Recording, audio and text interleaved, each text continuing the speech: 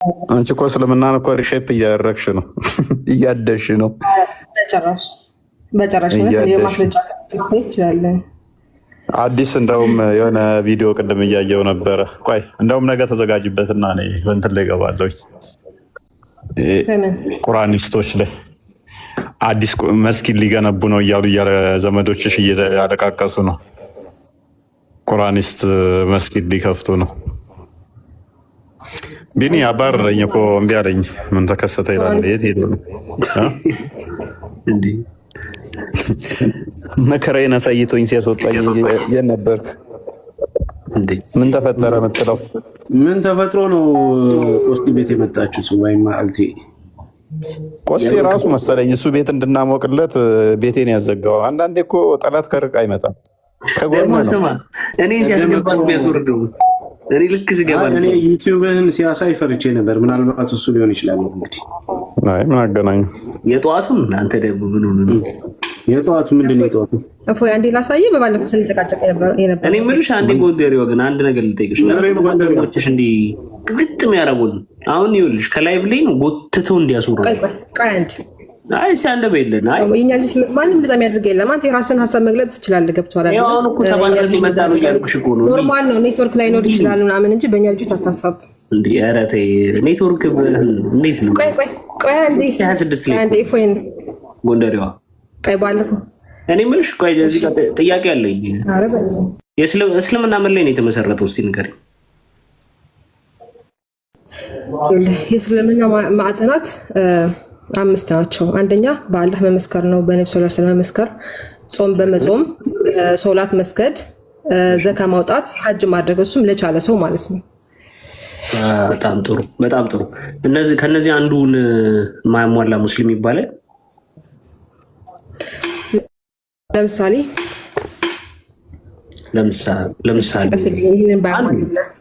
አንዱን ከነዚህ ከ5ቱ አንዱን ማያሟላ ሙስሊም ይባላል። ለምሳሌ በሙስሊም ላይ የሚችል ሰው ነው። ሀጅ ማድረግ የሚችል ሰው ነው። ኦኬ መልካም። ጾም መጾምም የሚችል ሰው አይደለም። ግን የእስልምና ዋናው ከእስልምና ያስወጣል ተብሎ የሚባለው በአላህ መካድ ነው። ያንን ደግሞ አንድ ሰው ሲፈጠር ሙስሊም ነው የምንለው በምንድን ነው? አደም አለይሂ ሰላም ሲፈጠር ነፍሶቻችን የዛኔ ምስክር ስለሰጡ በዛ ምስክርነት ነው የምንወለደው። ገብቷል አይደለም? ምስክር የሰጡት አላህ እኔ ጌታችሁ ነው ብሎ ባስመሰከራቸው ጊዜ አዎ ጌታችሁ ነው። ለምሳሌ በሱራ 772 ላይ የተጻፈ አይደለም። እኔ ምንም የመሰከርኩት የለም። ምክንያቱም እኔ በእውቀት መመራ እንጂ እንደዚሁ ጎንደሬዋ ተረጋጊ፣ በደንብ አስተውሉ። እያሏችሁ ያሉት ምንድን ነው? ሁላችሁም መስክራችኋል፣ እሱን ትጠየቃላችሁ። ምን ብላችሁ ነው የመሰከራችሁት ታውቃላችሁ? ገና ሳትወለዱ መስክራችኋል። እንደዚያ ብላችሁ አላህ አንተ አምላክ ነህ ብላችሁ ተናግራችኋል። ስለዚህ አሁን ክዳችኋልና ትጠየቃላችሁ። ይሄ ተረት ነው። ምን ብዬ ነው የመሰከርኩት? እሺ አደም ሲፈጠር ምን ብዬ እስኪ የኔን ንገሪኝ። ንባብ አይደለም ለእኔ ንገሪኝ። እኔ እኮ ተረት አይደለም ምን ነግሪኝ። እኔ እንዳልመሰከርኩ ምንም እንዳላወራሁ አላህ የሚባል አካልም እንዳሌለ ነው የማውቀው። አደም ሲፈጠር ነው የለውም ሲጀመር። ትልቁን ነው አይካድከው። የዛኔ ግን አደም ሲፈጠር ነፍስ ምስክር ሰጥታለች። ኦኬ አንድ የለውም። እኔ በአደም ጊዜ ነው የለውም። ነፍስ ነበረች ስጋ ነው ያለው የዛኔ። ቆይ ነፍሴ ነች ያለችው። አሁን ላልተወለደ የኔ ልጅ ነፍሱ የነች ያለችው። ላልተወለደ ልጅ ነፍሱ ሰማይ ላይ ነው ያለችው። ሰማይ ላይ ነው ያለችው ከአላህ ጋር። ማስረጃ አይደለችም ብለን ማስረጃ ማስረጃ ከፈለክ ለእኔ ያልተወለደው ልጅ እንደመሰከረ አሁን መስክሯል እያለች ነው። መቼ ነው የመሰከረው? ያኔ አዳምን ገና ሲፈጥረው እስልምናን ተቀብያለሁ ብሎ እያንዳንዳችሁ ተረተረት።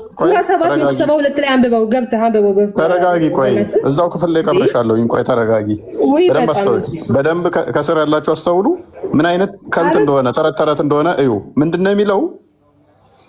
ገና ሳትወለዱ ያኔ አደም ሲፈጠር እናንተም አላህ ጌታ ነው ብላችሁ መስክራችኋል። አሁን የሚፈጠሩ ፍጥረታት ነፍሶች አሁን የሚፈጠሩ እግዚአብሔር አሁን የሚፈጥራቸው ወይስ ይዛኔ ፍጥረታት? አሁን ማስረጃ የተጠየቅሽውን አንቺ ማስረጃውን አንቺ ይዛኔ ፍጥረታት ሲፈጠሩ ነው ወይ ፈጥሩ? ክርክር አትከራከሪ።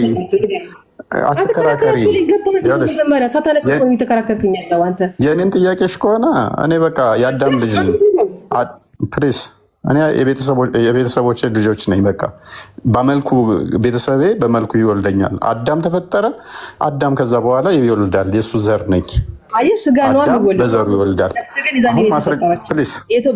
አሁን የተጠየቅሽው ማስረጃ ለመምትጮው 1772 ላይ ገብተህ አንብበው አልኩ። ማስረጃ ልስጥ ስልህ ተረት ነው ትለኛለህ። ስለዚህ ምን ብዬ ነው የመሰከርኩት?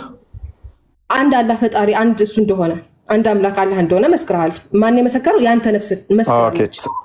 ስለዚህ አንድ ሰው ሁላችን ነፍሳችን ተፈጥሯል። አትጩይ። ስለዚህ አሁን አንድ ሰው ሙሐመድ ነብይ ነው ሳይል አላህ ጌታ ነው ብቻ ስላለ ሙስሊም መሆን ይችላል?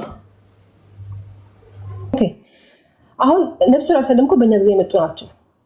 በሙሳ ሰዓት ማለት ይችላሉ ወይ? እሱም ለአቅመ አዳም ከደረሰ በኋላ ይችላል አይችልም? መልሽልኝ። እየነገርኩ ነው። በነቢ መሐመድ ብቻ ለምን ትላለህ? በሁሉም ነቢያቶች ሊመሰክሩ ይገባል። ገባ አይደለም? በየሰዓታቸው ነው።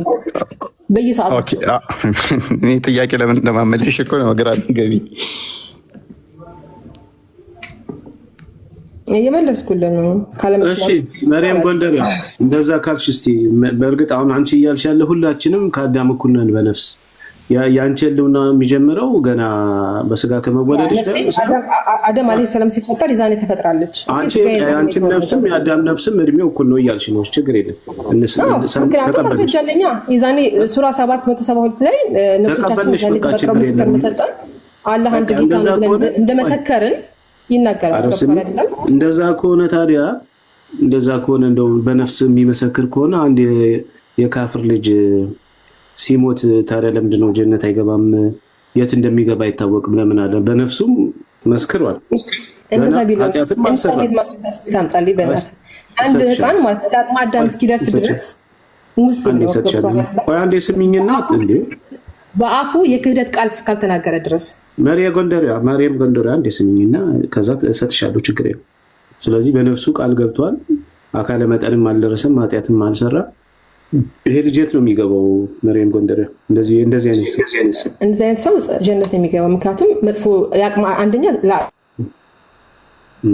አልደረሰም፣ የክህደት ቃል አልተናገረም። ስለዚህ በነፍሱም መስክሯል፣ ስጋውም ደግሞ አልቆሸሸም፣ ኃጢአት አልሰራም፣ ሕፃን ነው።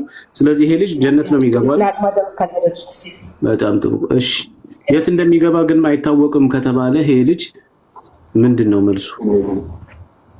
ምን ሊባል ነው? እሺ አሁን ለምሳሌ አንቺ ጀነት ይገባል ያልሽው ኸድር የገደለውን ሕፃን ምናምን ለማምጣት ይፈልግ ይመስለኛል። ያ ደግሞ አላህ ሱብሃነሁ ወተዓላ ቀድሞ ስለሚያውቅ ምን አይነት ሰው እንደሚሆን ትልቅ ሆኖ ምን አይነት ሰው እንደሚሆን ስለሚያውቅ ነው እንዲገደል የተደረገው። እሱን ለማምጣት ፈልገህ ከሆነ በእርግጥ እሱም አለ እሱን አይደለም ግን እሱም ራሱ ጥያቄ ያስነሳል። እንግዲህ አድጎ ምን ሊሆን እንደሚሆን ስለሚያውቅ አላህ ገደለው አስቀድሞ በኃጢአት ውስጥ ይወድቃል ብሎ ገደለው አለ እና ከገደለው በኋላ ጀነት አስገብቶታል። ጀነት ገብቷል። ከገደለው በኋላ ጀነት ገብቷል። እኔ ሁሉን አውቃለሁ እያልኩ አይደለም። ሁሉን አውቃለሁ ሲጀመር እሱ ሲፈጠር ራሱ አላህ ካፊር አድርጎ ነው የፈጠረው ነው የሚለው፣ ግን እሱ አይደለም። እስቲ አንድ ህፃን ሲወለድ ሙስሊም ሆኖ ነው የሚወለደው። ቆይ መሬም አንዴ ዝም ብለሽ አትከራከሪ። አሁን ሳታውቂ እኮ ነው የምትከራከሪ። ማስረጃ የሚመጣልሽ ደግሞ ሌላ ነገር ነው የምትይው። አሁን ለምሳሌ ቅድም ላልሽው አልከድር ሳይሆን ምንም ገና ህፃን ልጅ ሆኖ የሞተ የአንሳር ልጅ ነበረ። ቆስቲዬ መክፈት ትችላለህ? እፎይ ሳሂህ ሙስሊም 22 ስንት ነበረ? ምን ነው በርዱ ነው? ምን ነው የአይሻ እና የመሐመድ ይሄ ህፃን ልጅ የሚለው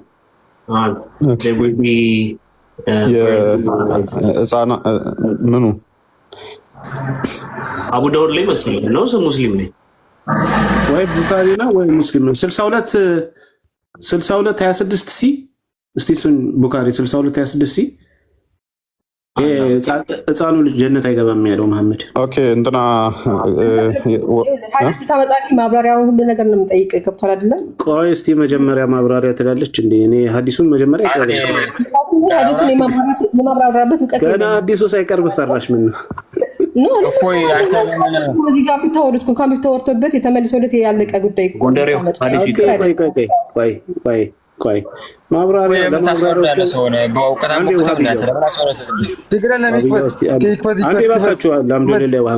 ቆይ አንዴ ከፈተልሽና ዋብያው ደንቆሮ አትሁን፣ አዳምጥ ካላተሻል ምንም የምታውቀው ነገር የለም። አንተም ስታገሳ ትባልክ መሳሪያ አለም መረጃ አንጣ ብዬ እኮ አላውቅም። በዚህ ጉዳይ ላይ ተምሬ አንብቤ እመጣለሁ ብለህ ነው ያወረድኩ ቅድም ራስን ያወረከ ደህና እያወራሁ አላውቅም። ማታውቅ ከሆነ ገስት ላይ ተቀምጠን ትሰራለህ። ፕሊስ አትደርብ። ገስት ላይ ተቀምጠን ትሰራለህ። ማታውቅ ከሆነ አላውቅም አንብቤ እመጣለሁ አለ። ማስረጃ የሰጡህ ነበር ከቁርአን አላነብም ብለህ ነው ያወረድኩት። ና ክፈትለት፣ ወደ ቅድሙ መልሰው። አንተ ካመጣ መረጃ እኔ ንጽጽር አቆማለሁ። ሱቢ ስንት ርኮ እንዳለው ከቁርአን አሳየና ነው ጠይቄ መልስ አተህ እኮ ነው ማስተሽ እንደበላ አፍ ተጣብቆ 2000 ውስጥ ላዋርደውና ላሳያችሁ። እሱ መረጃ ካመጣ አዳምጣ። እስልምና ምን አይነት ፖለቲካና ውሸት እንደሆነ ላሳያችሁ። ስጠይቀው ሰምታችኋል። ስንት ርኮ ያለው ሱቢ ስንት ርኮ ያለው እያልኩት መመለስ አቅቶት አፉ ተሳስሮ የወጣውን አሁን መረጃ ሳመጣልን ለምን ትሸሻለህ? ሱቢ ስንት ርኮ ያለው መረጃ አንጣ። የወጣውን ክፈትለት። አሁን መረጃ ሳመጣልን ለምን ትሸሻለህ? በመጀመሪያ ደረጃ እኔ ራሴ መረጃ ወሬ አይደለም። እንደ መሐመድ ተረተረታ አንሰማም። አስወራ ያ ከሷል። አሁን አንተ ስታወራ አዳምጫለሁ። አዳምጥ። አንተም አዳምጥ ማለት እነግርሃለሁ። ጥቀስ። እንደ መሐመድ ተረተረታ አንሰማም። አሁን ጥቅስ ጥቀስ። ልጅቷ የጠየቀችው ጥያቄ ጥቀስ። ተረተረታ አታውራ። ሰላት ተርቲቡን እዛ የጠየቀችው ሙአዝንም የጠየቀችው ሳይመልስላት የወጣውን እኔም እየጠየቅኩ ልሰጥ ስል ነው ያስወጣኝ ብለሃል አይደለ? ሱቢ ላይ ስንት ሩኩ አለው መረጃ ነው ያፈቅኩኝ ነው እንዴ ብዬ ልስጥህ እንዳላውራ እኮ አርኛውን ሚዩት ጥቀስ። ንጽጽር አቆማለሁ። ይሄ ልጅ ካመጣ የሚጠየቀው ማለት ነው። ምንም ያውቀው ነገር እንደሌለ አሁን ላሳያችሁ። ከፖለቲካ ውጭ አይጠቅስም። ግደሉት። መረጃ ያመጣም። ስንት ሩኩ አለው ተቁራን ማስረጃ የነበሩት ወላሂ ላዚ ሙስሊም አልነበሩም፣ ክርስቲያን ናቸው። ሪፖስት ያደረጉት ተቃላ። ለዚህ ነው ደንቆሮ ናቸው ሙስሊሞች ምላችሁ እኮ። ከሰራና ተማር። ፖለቲካ ከመስራት ውጭ ከመጮህ ውጭ መረጃ ሲጠየቁ አያመጡም። እንደሚያውቁ አክት ያደርጋሉ። መረጃ የላቸውም። ምክንያቱም ተረት ተጭነው እንደማመለስ አንተን ማሳየቼ አራግፌ ያስወርዳለሁ። ትረጋጋ። የሚጠየቁትን አይመልሱም። ማልቀስ ልክ ኤሌክትሪክ እንደያዛቸው አይመልሱትም የሚጠየቁትን። ሱድ ቀጥል። ሱቢ ስንት ሩኩ አለው? ማስረጃ ከቁርአን ስጠን። 2 ረካ ማስረጃ ከቁርአን ማስረጃ በትልቁ አድርገኝ። አደረባ አንተ እንደ ሴት እሱ ወንድ ነው። ሁለት ሆኖ አይደለም የሚጠበቅበት የሚያወራው። ቀጥል። የትኛው ሱራ ላይ ናለው? የትኛው ሱራ ላይ ናለው? ንገረው። ይከፍትላል። ቁርአኑ ተከፍቷል ፊት ለፊት ቁርአን ላይ አለ። አሁን ማለት ነው። እፎይ አንተ አሁን ቁርአኑን ጥቀስ። አታልቅስ። ጥቅሱን ጥቀስ። ኢምራን ጋር ሄደህ ለምን አትወያይም? ወንድ ከሆንክ አንተ ያላችሁ ሙስሊሞች እንደዚህ ናቸው የምንላችሁ ለዚህ ነው። ከስር ያላችሁ እህት ወንድሞቻችሁ ሙስሊሞች ዘመዶቻችሁ ምንም ያውቁት የለም። እነኝን እየተከተላችሁ ጋነም አትግቡ። ገስት ገብተው ከማልቀስ ውጭ ምንም ያውቁት የለም። ክርስቲያን እህት ወንድሞቼ ኡስታዞቻቸው እዛ ድራማ እየሰሩ የሐሰት የራሳቸውን ሰው ሻዳ እያስያዙ በየቀኑ እያመጣን እንደማናዋርዳቸው እንደዛ ይጽናናሉ እንጂ እስልምና በእውነት ላይ ቆመ አስተምሮ ያለው ሳይሆን በድራማና በፖለቲካ በስድብና በግድያ በፕሮፓጋንዳ የቆመ ነው። አልሐምዱሊላህ ማይክን አንሳ። አንተም አሳያለሁ እያልክ ነበር። ኦኬ እሺ። ከአዲስ ይሰጣል ከአዲስ ኪዳን እንጂ ከብሉይ ኪዳን አልቀበልም ማለት እችላለሁ። አይ መልስ ለራሴ ማን ጠየቀውን እንጠየቅ። በቃ አትጩህ። ስለዚህ ቁርአን ውስጥ የለም አይደለ? የእስልምና መሰረት ያልከው ሰላት ስንት እንደምትሰግድ ስንት ሩኩ እንዳለው የለም አይደል? እሱን አፍርም አድርገን ሐዲስም እኮ የኔ ነው። ሐዲሱም የኔ ነው። ቁርአን ውስጥ አለ የለም? ሐዲሱም የኔ ነው። ቁርአን ውስጥ አለ የለም? ሐዲሱም ቁርአኑም የኔ ነው። ቴንኪው በቃ ሐዲሱም ቁርአን ብቁ ነኝ የተበቃቃው ነኝ ሙሉ ነኝ ያለው ሙሉ እንዳልሆነ ከስር ያላችሁ ክርስቲያኖች በደንብ አስተውሉ። ሐዲስ ማለት አዳም ጨንጭን ሐዲስ ማለት መሐመድ ከሞተ ከ200 ዓመት በኋላ ከ300 ዓመት በኋላ የተጻፈ ተረት ተረት ነው። ያው ቁርአኑም ተረት ተረት እንደሆነ እናውቃለን። ቁርአን ደጋግሞ ምን ይላል? ግልጽ የተብራራው ምንም ነገር አልተውኩም ሁሉን ነገር ዘርዝር ያለው ይላል። አልሐምዱሊላህ ምን እያለን ነው? ቁርአን ግልጽ አይደለም የተብራራ አይደለም። ኢቭን የሚሰግደውን ሰላት እንኳን ከቁርአን እንኳን ማሳየት አይችልም።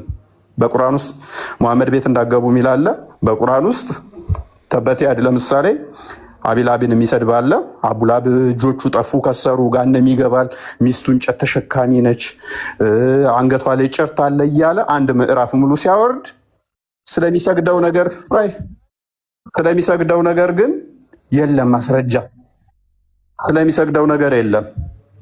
ምክንያቱም ሙስሊም ናቸው። ሙስሊሞች ደግሞ ምንድን ነው ከፖለቲካና ከድራማ ውጪ ምንም ነገር የሚያውቁት የለም። እሁድ ነው ይላል። ገነት ስገባ ወይን እንገለብጣለሁ ብለህ ስለምጠብቅ ቆይ ተረጋጊ።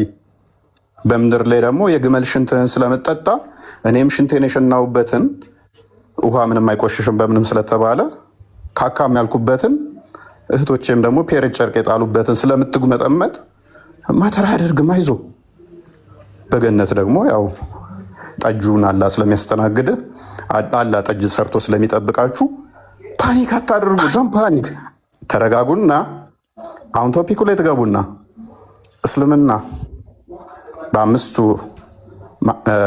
ምሰሶ ላይ ተመስርቷል ባላችሁት መሰረት ለተጠየቃችሁት ቆስሌ ለጠየቃችሁ መረጃ አምጡ። ከኔ ጋር ግን እሳፈጣለሁ ካልክ አራግፌ ነው መጥላችሁ። እንደዚህ እስልምና ባዶ በወርቅ የተለበጠ ውስጡ መቃብር ሬሳ እንደሆነ በሰከንድ ውስጥ አሳያለሁ። ቀጥል ቆሴ። መልካም ኦኬ።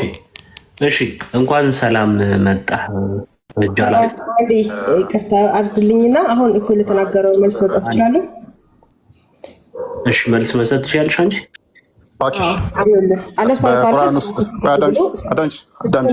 በቁርአን ውስጥ ምንም የምታውቂው የለሽም አንቺ። አዳምጪ። የአእምሮ ጎደሎ ነው የሚናገርሽ ከሚያምኑት አንዷ ስለሆንሽ ተረጋጊ፣ አትጮይ። ሴት ልጅ ድምጿ ማውራ ነው ስላለ ነብይሽም ቁርአንሽም ተረጋጊ፣ አዳምጪ። ቆይ ተረጋጊ። ሱቢ ሰላት ትሰግጃለሽ? አዎ ሰግዳለሁ። ስንት ነው የምትሰግጂው? 2 ረካ። ቁርአን አዞሻል? አዎ አላህ ሱብሃነሁ ወተዓላ ሰላትን ስገዱ ብሎ አዟል። ቁርአንሽ ውስጥ 2 ስገጂ የሚል አሳይኝ። ኦኬ አላህ ሱብሃነሁ ወተዓላ ረሱል ሰለላሁ ዐለይሂ ወሰለም ከራሳቸው አይናገሩም ብሎ ይናገራል አይደለም? ቁርአን ይናገራል። ኦኬ ሰላትን ስገዱ። እኔ አልጠየኩሽም። ቁርአንሽ ውስጥ የዛም ማብራሪያ ሙሐመድ የነገረሽን ተረት ተረት እና አይሻ ናቸው የነገሩሽ። ሙሐመድ ተናግሯል ነው። አሁን ቁርአን የጠየቅንሽ ቁርአንሽ ውስጥ 2 ስገጂ ብሎ አላህ ያዘዘበትን ስጭን። ጥቅስ ጥቀሽ። እየነገርኩህ እኮ እኔ እኮ ቁርአን ሐዲስ ማምን ሰው ነኝ አይደለም እንጂ ቁርአን ሰላምሽ ብለህ ሐዲስ የሚባል የለም። ሐዲስ የሚባለውን ተረት ተረት እዛ አንድ ዘው አዳምጠውና ባራ። ኦኬ ቶፒኩ ላይ ግባ። እስልምና በስንት ምሰሶ ላይ ነው የቆመው? በስንት መሰረት ላይ ነው የቆመው? የተመሰረተው በስንት ነው? መልስ።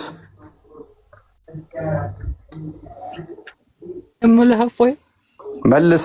ቆይ አትችል ችለላፍ መልስ። ምን ነው መልስ?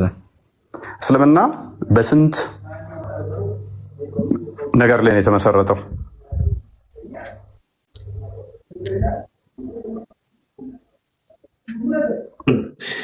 ወጣ ማሚላ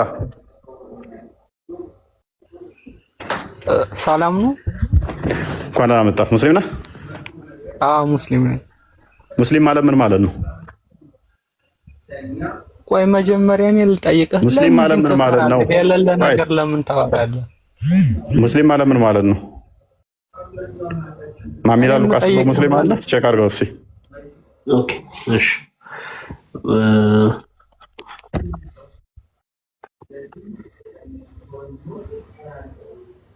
ከፖለቲካ ከመጮህ ውጭ መስረጃ ሲጠየቁ ፖለቲካ እንዳለ የተካኑት ማለት ነው። ዘሆል ዳም ናቸው እንዳለ ፖለቲካ ላይ ብቻ ነው በቃ ያስካኗቸው ማለት ነው። መልስ ከመመለስ ይልቅ ፖለቲካ ይሰራሉ። ትንሿን ፖለቲካ ትሰራለች፣ ትልቋን ፖለቲካ። የአእምሮ ዘገምተኛ ነሽ ከተባልሽ ሴት አሜን ብለሽ ተቀበልሽ፣ ከስር ሆነሽ ነው መማር ያለብሽ። ጎዶሎነትሽን አምነሽ ሴቶች ከስር ሆናችሁ ታብታብ እያደረጋችሁ መማር ነው ያለባችሁ። አሊያም ጎዶሎ አይደለሁም ካላችሁ ውጡ ከእስልምና። ዘገምተኛ አይደለም ካላችሁ ኦኬ፣ እንኳን ደህና መጣ። እንኳን ደህና መጣ። ኦኬ፣ ሙስሊም ነህ? ሙስሊም ነህ? አዎ ሙስሊም። አዎ መልካም። ሙስሊም ማለት ምን ማለት ነው? እጁን የሰጠ ለፈጣሪ እጁን የሰጠ ማለት ነው። እጁን የሰጠ እግሩንስ? እጅ ከሌለው እግሩን መስጠት ይችላል?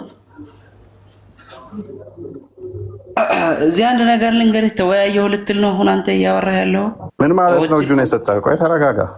እጅ የሌለው አደጋ፣ ለምሳሌ እጁን ካጣ እግሩን መስጠት ይችላል?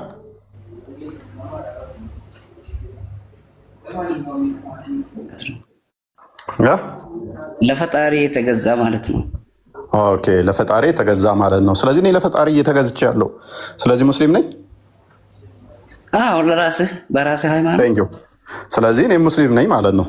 በራስህ ሃይማኖት እጅ ከሰጠ ለፈጣሪ ከተገዛ መልካም። ስለዚህ እኔ ትክክለኛ ሙስሊም ነኝ ማለት ነው። ለፈጣሪ እጄን ብቻ ሳይሆን ሙሉ አካሌን ሰጥቻለሁኝ። የእግዚአብሔር ቤተ መቅደስ ስለሆንኩ ማለት ነው። የቅዱሱ ማደሪያ ነኝ። በሃይማኖትህ በቃ በፈጣሪ ካመንክና ለፈጣሪ ከተገዛ የሃይማኖት ተከታይ ነህ። በራስህ ሃይማኖት የራስህ ሃይማኖት ተከታይ ነህ ማለት ነው። ስለዚህ ሃይማኖት ተከታይ ማለት ነው ሙስሊም። ስለዚህ እኔ ሙስሊም ነኝ ማለት ነው። ሙሐመድ የሚባለው ግን ውሸተኛ ነው ብዬ አምናለሁኝ። ስለዚህ ትክክለኛ ሙስሊም እኔ ነኝ። ስለ ስላሴ ውስጥ ምን ታስባለህ? ምን ትላለህ?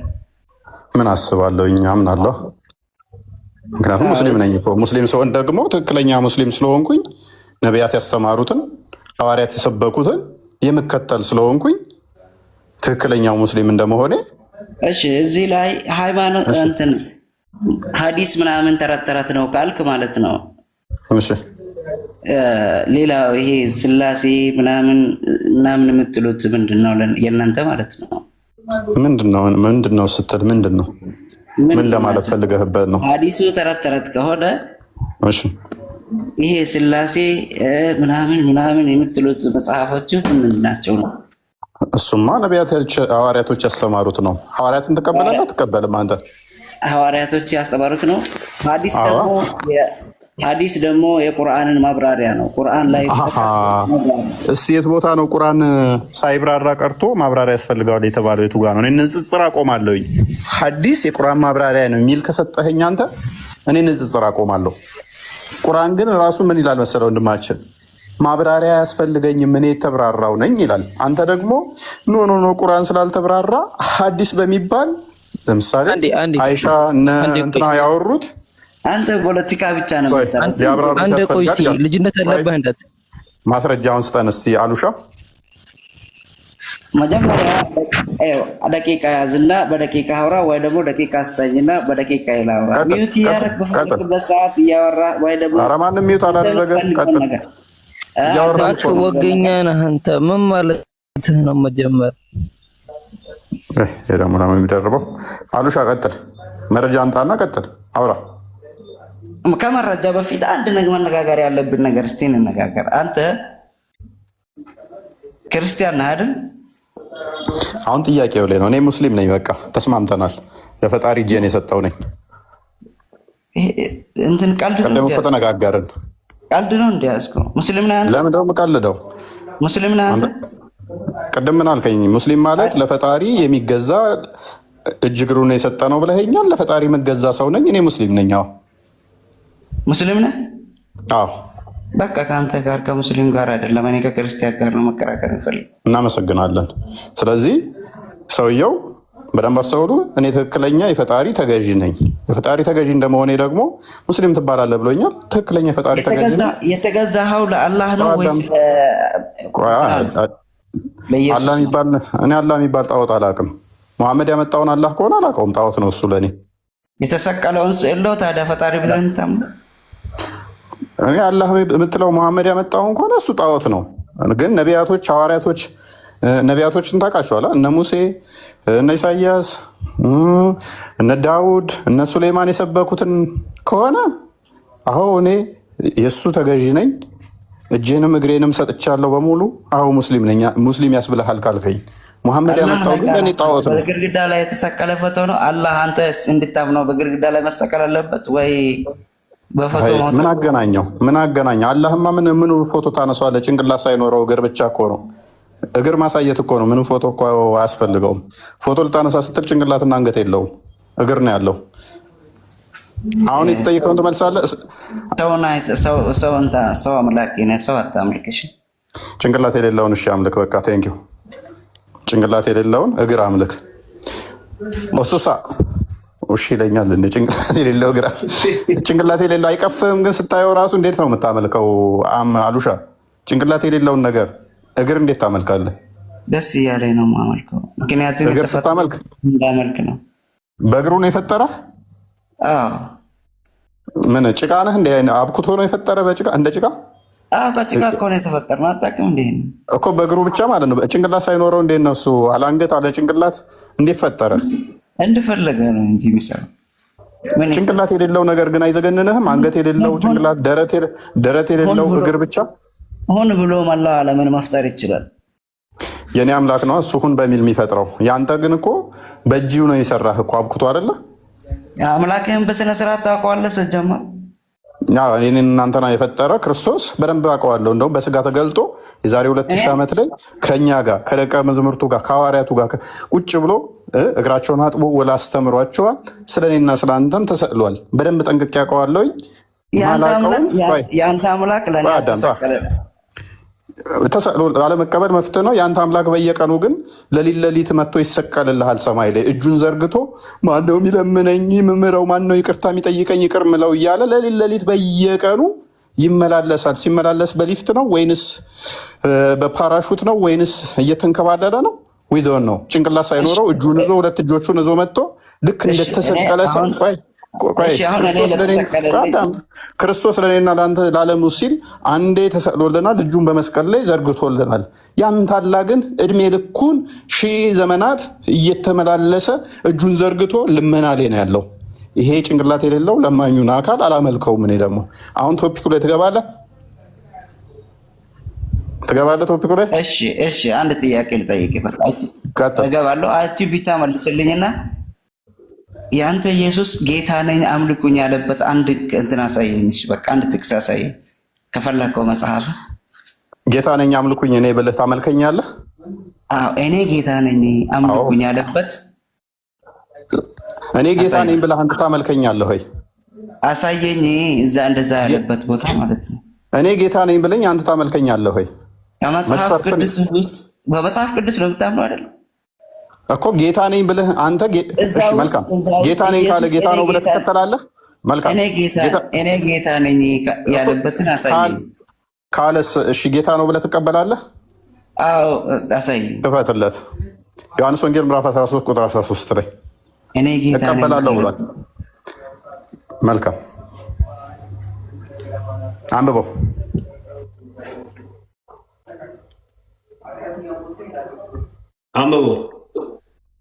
ወንድማችን እዚህ ምን ይላል? እሺ እንግዲህ እኔ ጌታና መምህር ሲሆን እግራችሁን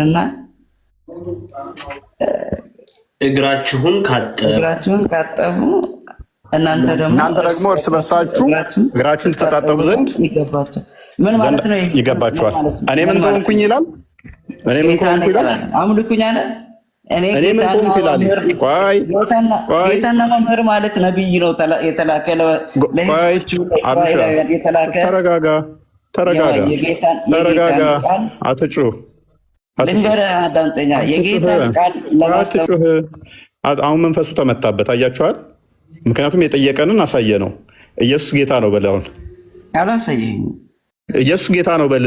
ጌታና መምህር ነው እኮ መምህር እኮ ማለት ጌታም መምህርም ነው በል። የተላከው ነው የተላከበትን ነው የሚያስተምረው። ጌታ መምህር፣ ቆይ አዳምጥ። አላህ መምህር ነው አይደለም? ኢየሱስ የተላከበትን አላህ መምህር ነው አይደለም? የሚያስተምረው ማለት ነው።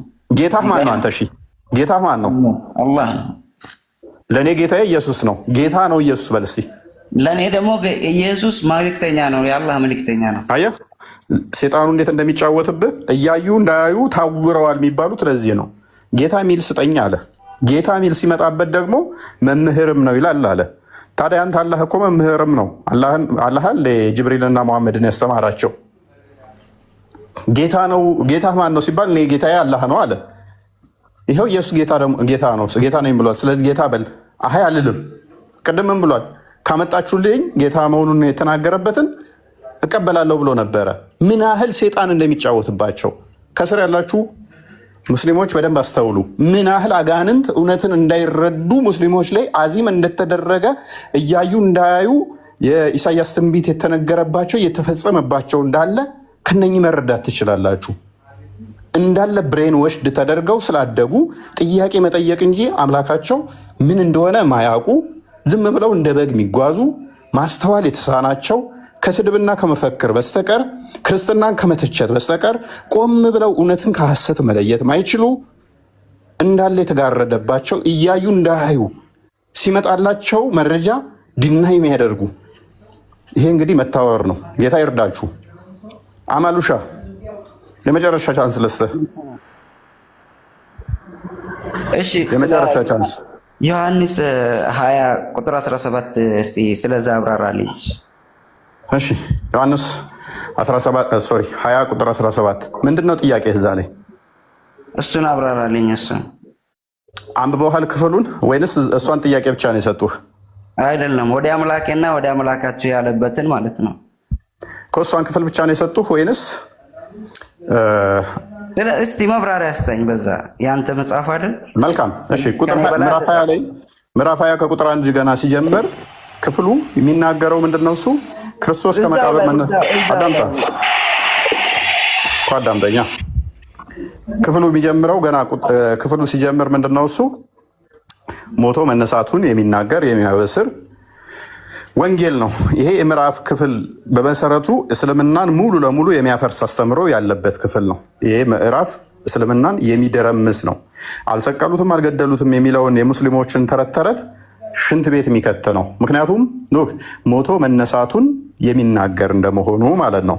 እና ካዲያ ምንድነው እሱ አሁን ጥያቄ ዮሐንስ ወንጌል ምዕራፍ 20 ላይ የወንድማችን ከሞቶ ከተነሳ በኋላ ያለ ታሪክ ነው። ሞቶ ከተነሳ ወዲያ ያለ ታሪክ ቁጥር 17 ላይ ጠየቀን። እስቀጥለው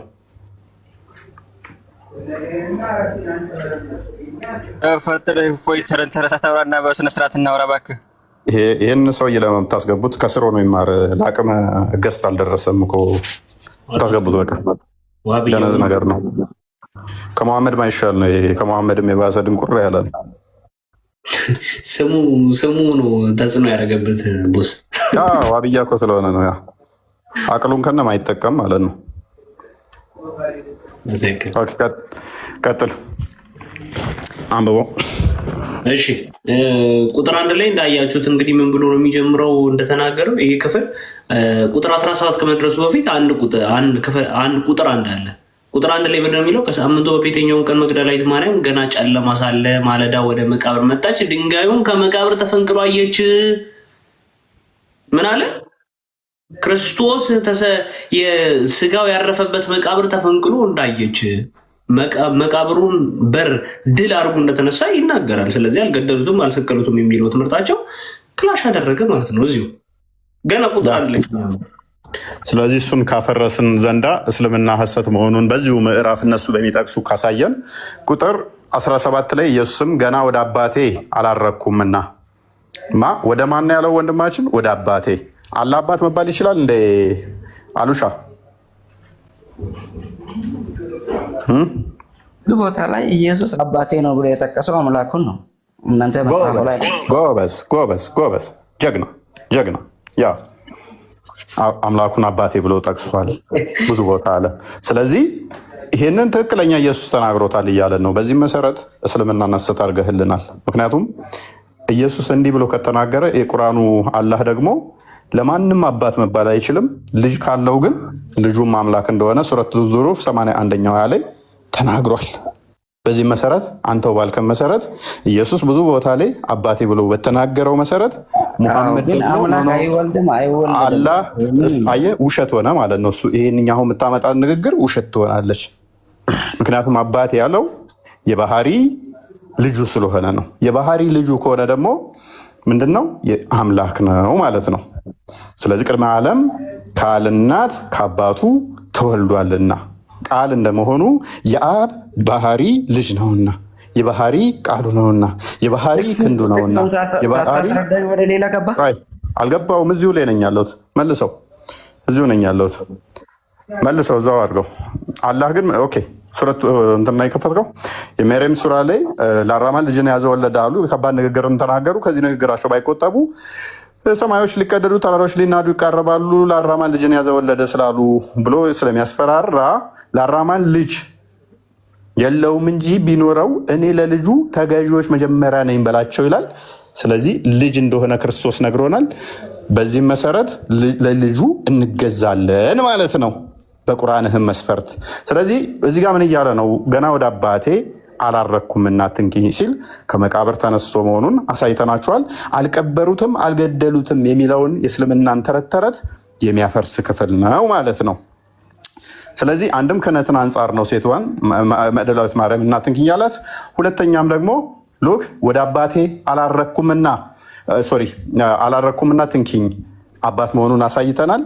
ቁርአንህም ላይ ሱራ 355 ወይም 54 አካባቢ ይመስለኛል ወደ አላህ እንዳነሳው ይናገራል። ስለዚህ ወደ አባቱ እንደሚሄድ ቁርአንህም ላይ ተቀምጧል ማለት ነው። ወደ ላይ ይሄዳል። ከአላህ ጋር አብሮ ነው ያለው ብለህ ታምናለህ? ቁርአን ላይ አንድም ቦታ አምላኩን እንዳነሳው እናሳይሃለን። አባት የለኝም አንድም ቦታ ላይ ቁርአን ውስጥ አላለም። ኢሳ በመጽሐፍ ቅዱስ በግልጽ አባቴ ብሎ ተናግሯል። ስለዚህ የባህሪ ልጅ ነው። የባህሪ ልጅ ከሆነ ደግሞ በስጋ የተገለጠው እሱ በስጋ እንደመገለጡ ወደ አባቴ ሲል ላይ ብዙ ቦታ ላይ ነው እኮ አዳምጣ እኮ ብዙ ቦታ ላይ ብሏል። ስለዚህ ባህሪ ልጅ ስለሆነ አባቴ ብሏል። በተደጋጋሚ ብዙ ቦታ ላይ ብሏል። እኔና አብ አንድ ነን ብሎ ለምሳሌ ዮሐንስ ወንጌል ምዕራፍ 10 ቁጥር 30 ላይ ተናግሯል። እኔና አብ ብሎ አባቱና እሱ ራሱን ተናግሮ ማለት ነው። እኔና አብ ስንት ነናል? አንድ ነን። በባህሪ በፍቃድ በስልጣን አንድ ስለሆኑ ማለት ነው። በአካል አንድ እንዳልሆኑ ግን ሲናገር ነን አለ። ነኝ አይደለም ያለው ነን። እኔና አብ አንድ ነን። አብ ማለት ፋዘር ማለት ነው በግዕዙ። እኔና አብ አንድ ነን። ስለዚህ ወደ አባቱ በፍቃድ በስልጣን በአገዛዝ አንድ ናቸውና አንድ ባህሪ አንደችና እኔና አብ አንድ ነን አለ። ስለዚህ አባቱ ነው። አንዲት ስልጣን አንዲት ፍቃድ አለች። ዮሐንስ ወንጌል ምዕራፍ 5 ቁጥር 17 ጀምሮ ከአባቱ ጋር በተመሳሳይ እንደሚሰራ እሱም እንደሚሰራ አባቱም እንደሚሰራ ተናግሯልና ማለት ነው። ስለዚህ ወደ አባቱ አረገ፣ ወደ አባቱ እንደሚያርግ ተናገረ። መቼ? ከመቃብር ተተነሳ በኋላ። ከመቃብር መነሳቱ እስልምናን ሐሰተኝነት አሳይቷል። ወደ አምላኬ ሲል ምንድነው? እሱ ክርስቶስ የያዘው የነሳው ተማርያም የነሳው ስጋ ቅድመ ተዋህዶ ያንን ለመጠቆም ነው። ወደ አምላኬ ሲል ማለት ነው። ስጋው አስቀድሞ ቃል አስቀድሞ ስጋ የነበረው አልነበረም። ሁለት ልደቶች አሉት። አንደኛው ያለ አባት ከማርያም የተወለደው፣ አንደኛው ደግሞ ያለ እናት ቅድመ ዓለም ሳይፈጠር ጊዜ ሳይቆጠር ከአባቱ የተወለደው ማለት ነው ያለ እናት። ስለዚህ ያለ እናት ሲወለድ ቃል ነው እንጂ ቃል ብቻ ነው እንጂ ስጋን የነበረው ስጋ የነበረው ግዙፍ አካል ያለው ስጋና ደም አጥንት የነበረው አልነበረም። ያ ቅድመ ዓለም የነበረው ስጋና ደም አጥንት ያልነበረው ነቢያትን ሲልክ ከቆየ በኋላ ዕብራውያን መልእክት ላይ ሐዋርያው ቅዱስ ጳውሎስ በአንደኛ ምዕራፉ ላይ ቁጥር 1 እስከ 3 ምን ብሎ ይናገራል? ነቢያትን ሲልክ ከቆየ በኋላ መጨረሻ ላይ ልጁን እንደላከ ይናገራል። ልጁ ደግሞ በስጋ ተገልጧል ማለት ነው። ስለዚህ በስጋ ስለተገለጠ ስለዛ ስለ ስጋው ምን ብሎ ተናገረ? ወደ አምላኬ ብሎ ተናገረ ማለት ነው።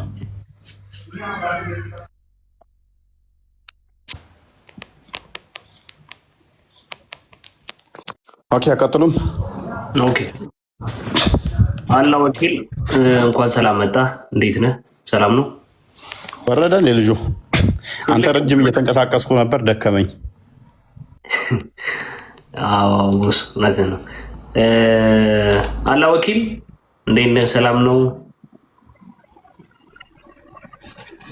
ሰላም። ይቅርታ ሴት ነሽ?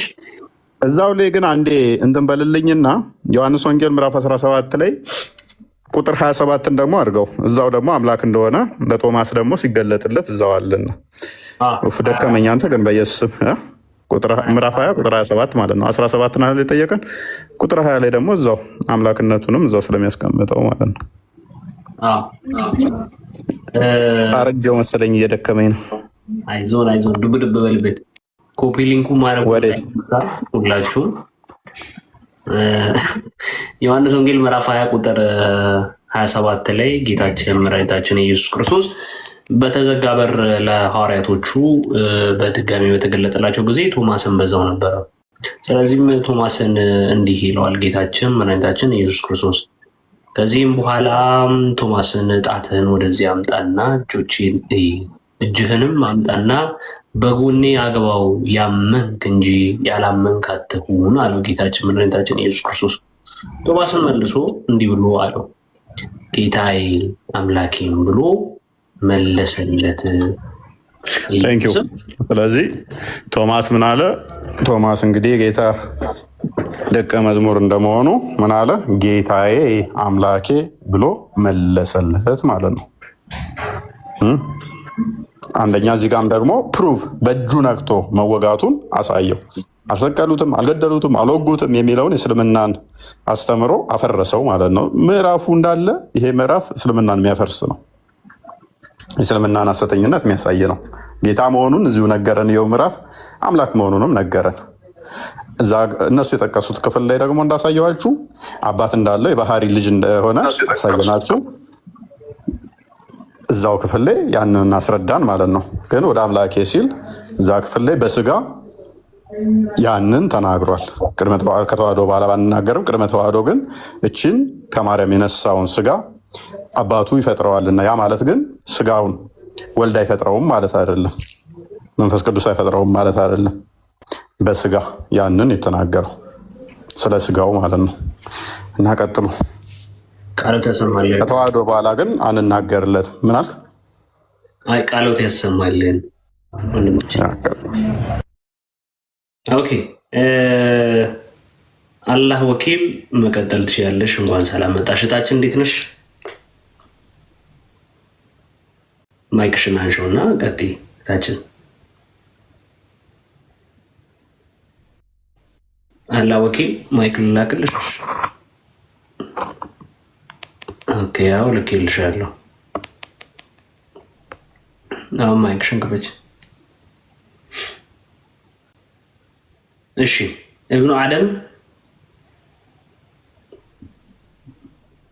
አደም ማይክን ክፈትና ቀጥል። የፎይን አካውንት ኮፒ ሊንክ ማድረግ እንዳይረሳ። ቅድም ከላይቭ ላይ ጎትቶ ነው ያወረዱን። ከባድ ነው እንግዲህ። እሺ ሙአዝ እንኳን ሰላም መጣ ወንድማችን። እንደና ቆያችሁ? ሁሉ ሰላም አለ ፈጣሪ ይመስገን።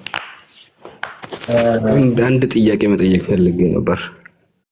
ኦኬ እሺ ትጠይቃለህ። ከዛ በፊት አምስቱ የእስልምና መሰረት ምን ናቸው?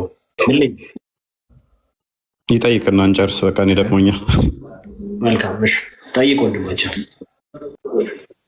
እሺ ክርስትና የመጣው ከስንት ዓመተ ምህረት በኋላ ነው? ያ ክፍለ ዘመን በኋላ ነው። ሁለተኛ ደግሞ ክርስትና መጽሐፍ ቅዱስ ላይ ክርስቲያን ሳትሆኑ አትሙቱ የሚል ቦታ አለ ወይንም ቁርአን ላይ ወይንም ማረጃ ካላችሁ? ቁርአን ላይ ቢሆን ለክርስትና የሰበከ ነገር ካለ። እሺ እንግዲህ ወንድማችን በአጭሩ ልትረዳ የሚገባው ነገር ምንድን ነው? ምንድነው ዓላማው? ምንድነው ትርጉሙ የሚለውን ነገር ነው ማየት ያለብን። መጽሐፍ ቅዱስ እና ጌታችን መድኃኒታችን ኢየሱስ ክርስቶስ አንድ ነገር ይነግርናል። ጌታችን መድኃኒታችን ኢየሱስ ክርስቶስ በማርቆስ ወንጌል ምዕራፍ 8 ቁጥር 34 ላይ እንዲህ ብሎ ይለናል። ተመልከት። ይህ ህዝቡንም ከደቀ መዛሙርቱ ጋር ጠርቶ እንዲህ አላቸው። እንዲህ ብሎ ተናገረ ክርስቶስ፣ በኋላዬ ሊመጣ የሚወድ ቢኖር ራሱን ይካድ፣ መስቀሉንም ተሸክሞ ይከተለኝ አለ። አንድ ሰው ክርስቲያን ነው የሚባለው ምን ሲሆን ነው? ጌታችን መድኃኒታችን ኢየሱስ ክርስቶስን መስቀሉን ተሸክሞ ሲከተል ነው። መከራም ኖረ ምንም ኖረ ሁሉን ነገር ተሸክመ ክርስቶስን ስትከተል ክርስቲያን ተብለህ ትጠራለህ። ከዚህ አንጻር ጌታችን መድኃኒታችን ኢየሱስ ክርስቶስ እኔን ተከተሉን ብሎናል። ክርስቶስን ስንከተል ክርስቶስ ያስተማረውን ትምህርት ምን እያለ ነው? አጌንስት ሆነን አይደለም፣ ኦኬ አምነን እየተቀበልን ነው። አዎ ያስተማረውን ነገር እያንዳንዱን ነገር እዚሁ ላይ ማርቆስ ወንጌል ምዕራፍ 16 ላይ ምን ብሎ ይነግረናል ክርስቶስ? ተመልከት። ያመነ አለ ምንድን በክርስቶስ አምኖ እያንዳንዱ ያስተማረውን ነገር ተቀብሎ የተጠመቀ ይድናል አለ። ስለዚህ የምትድነው ምን ስትሆን ነው? ክርስቶስ ያስተማረውን አድርግ ያለህን ሁን ያለህን አሜን ብለህ ተቀብለህ ስታምን፣ ከዛስ በኋላ ያንን ያመንከውን ነገር ደግሞ በተግባር ስታሳይ ስትጠመቅ ምን ትላለህ? ትድናለህ። ካልሆነ ግን የማታምን ከሆነ ግን ምን ይደረግብሃል አለ? ይፈረድበታል ተባለ። ስለዚህ አንድ ሰው ክርስቲያን ተብሎ ሊጠራ የሚችለው በዚህ መሰረት ነው። ይህንን ነገር ሲያደርግ መጽሐፍ ቅዱሳችን የሚነግረን ይህንን ነው። ክርስቶስ የሚያስተማረን ይህንን ነው። ወንድማችን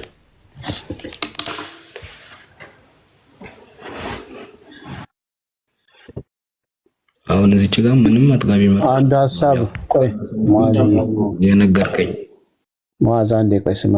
አይ የእናንተ አይነት አስተምሮ እኮ እኛ ሊኖረን ግድ አይደለም። እኛ ክርስቲያን ማለት የክርስቶስ ተከታይ ማለት ነው። ስለዚህ ክርስቶስን የሚከተል ሁሉ ክርስቲያን ይባላል። ሌላ ትርጉም የለውም። ክርስቶስን የሚከተል ሳይሆን እኛም እኮ እንከተለዋለን፣ ግን በምናምንበት አይደለም የምንከተለው። እንደዛ አይደለም። ክርስቶስ የህይወት አዳኝ ነው፣ ክርስቶስ አምላኬ ነው ብለህ ስትከተል ነው ክርስቶስን ተከታይ የምትባለው እንጂ ክርስቶስን በሐሰት መከተልና በእውነት መከተል ይለያል። እኛ በእውነት እንከተለዋለን፣ እናንተ በሐሰት ትከተሉታላችሁ። ያልሆነውን ስም ሰጣችሁ። መስቀሉን ተሸክሞ ይከተለዋል። ቢኒ ይህን ጠይቅልኝ። መስቀሉን ተሸክሞ ይከተለኝ ነው የሚለው ክርስቶስ። መስቀሉን ተሸክመን ትከተለዋለህ ነው? መስቀሉ እኮ ከመሰቀሉ በፊት ነው ያለው። ራሱ ከመሞቱ በፊት ነው ወይስ ከሞተ በኋላ ነው እንዲህ ያለው? በምንም ሰዓት ይበለው መስቀሉን ተሸክሞ ይከተለኝ ይላል። የኛም መልስልኝ። አሁን ከመሞቱ በፊት ነው ወይስ ክርስቶስ እንደ ሊሞት እንደመጣ እኮ ቀድሞ እየነገረን ነበር። ስለምንም ነገር ስለኛ ሲል ቅዱስ ስጋውን ክቡር ደሙን እንደሚያፈስልን የተላከው ለበኒ እስራኤል ነው እንጂ ለሁሉ ነገር እኛ እንከተለዋለን ስላልክ መስቀሉን ተሸክመህ ትከተለዋለህ ወይ? አጭር መልስ አትከተልም። አይተሃል፣ ዝም ብለህ ነው። ስለዚህ አንተ በትክክለኛው መንገድ እየተከተልከው ስላልሆነ ክርስቶስን አንተ ክርስቲያን ተብለህ አትጠራም። መስቀሉን ተሸክመህ መስቀሉን እኮ ከሞቱ በፊት ነው ወይስ ከሞተ በኋላ ነው? ከመሞቱ በፊት ነው የተናገረ። ይሄን ወንድሜ አሁን እሱን ተወና ሙአዝ ከመሞቱ በፊት ነው። በቃ መከራውን መስቀሉን ተሸክሞ የማይከተል ለእኔ ሊሆን አይገባም ብሏል። ስለዚህ ክርስቶስን በፍጹም እንከተለዋለን። እሱ ፍጹም ስለሆነ ነፍሱን እስከ መስጠት ድረስ ስለወደደን እኛም ነፍሳችን እስከ መስጠት ድረስ እንከተለዋለን። እሱን ነው። አሁን ሙአዝ ሙአዝ ስማኝ፣ ሙአዝ አንተ ስማኝ። አንተ ሙስሊም ነህ አይደለ? ሙአዝ አንተ ሙስሊም ነህ አይደለ? ስለዚህ እኔ አሁን አንተን መጥቼ ሙስሊም ሳትሆን እንዳትሞት ልልህ እችላለሁ። አንተ ሙስሊም ሆነ አችልም። አንተ እኔ ግን መጨረሻ መጽናት ያስፈልጋል። አችልም። በጣም ጥሩ። እንደዛ ከሆነ ሰው ሲፈጠር ሁሉም ሙስሊም ከሆነ ለምንድን ነው ታዲያ ቁርአን ላይ ሙስሊም ሳትሆኑ እንዳትሞቱ የሚላቸው? ለምሳሌ ያዕቆብ ነው አይደለ? ልጆቹ እንደዛ ያላቸው የያዕቆብ ልጆች ሙስሊም አልነበሩም? በመጀመሪያ ለምንድን ነው ሙስሊም ሳትሆኑ እንዳትሞቱ የሚላቸው? ነበሩ፣ ግን ጽናት ስለሚያስፈልግ ነው። የነበረን ነገር ሳትሆን ድረስ ቆይ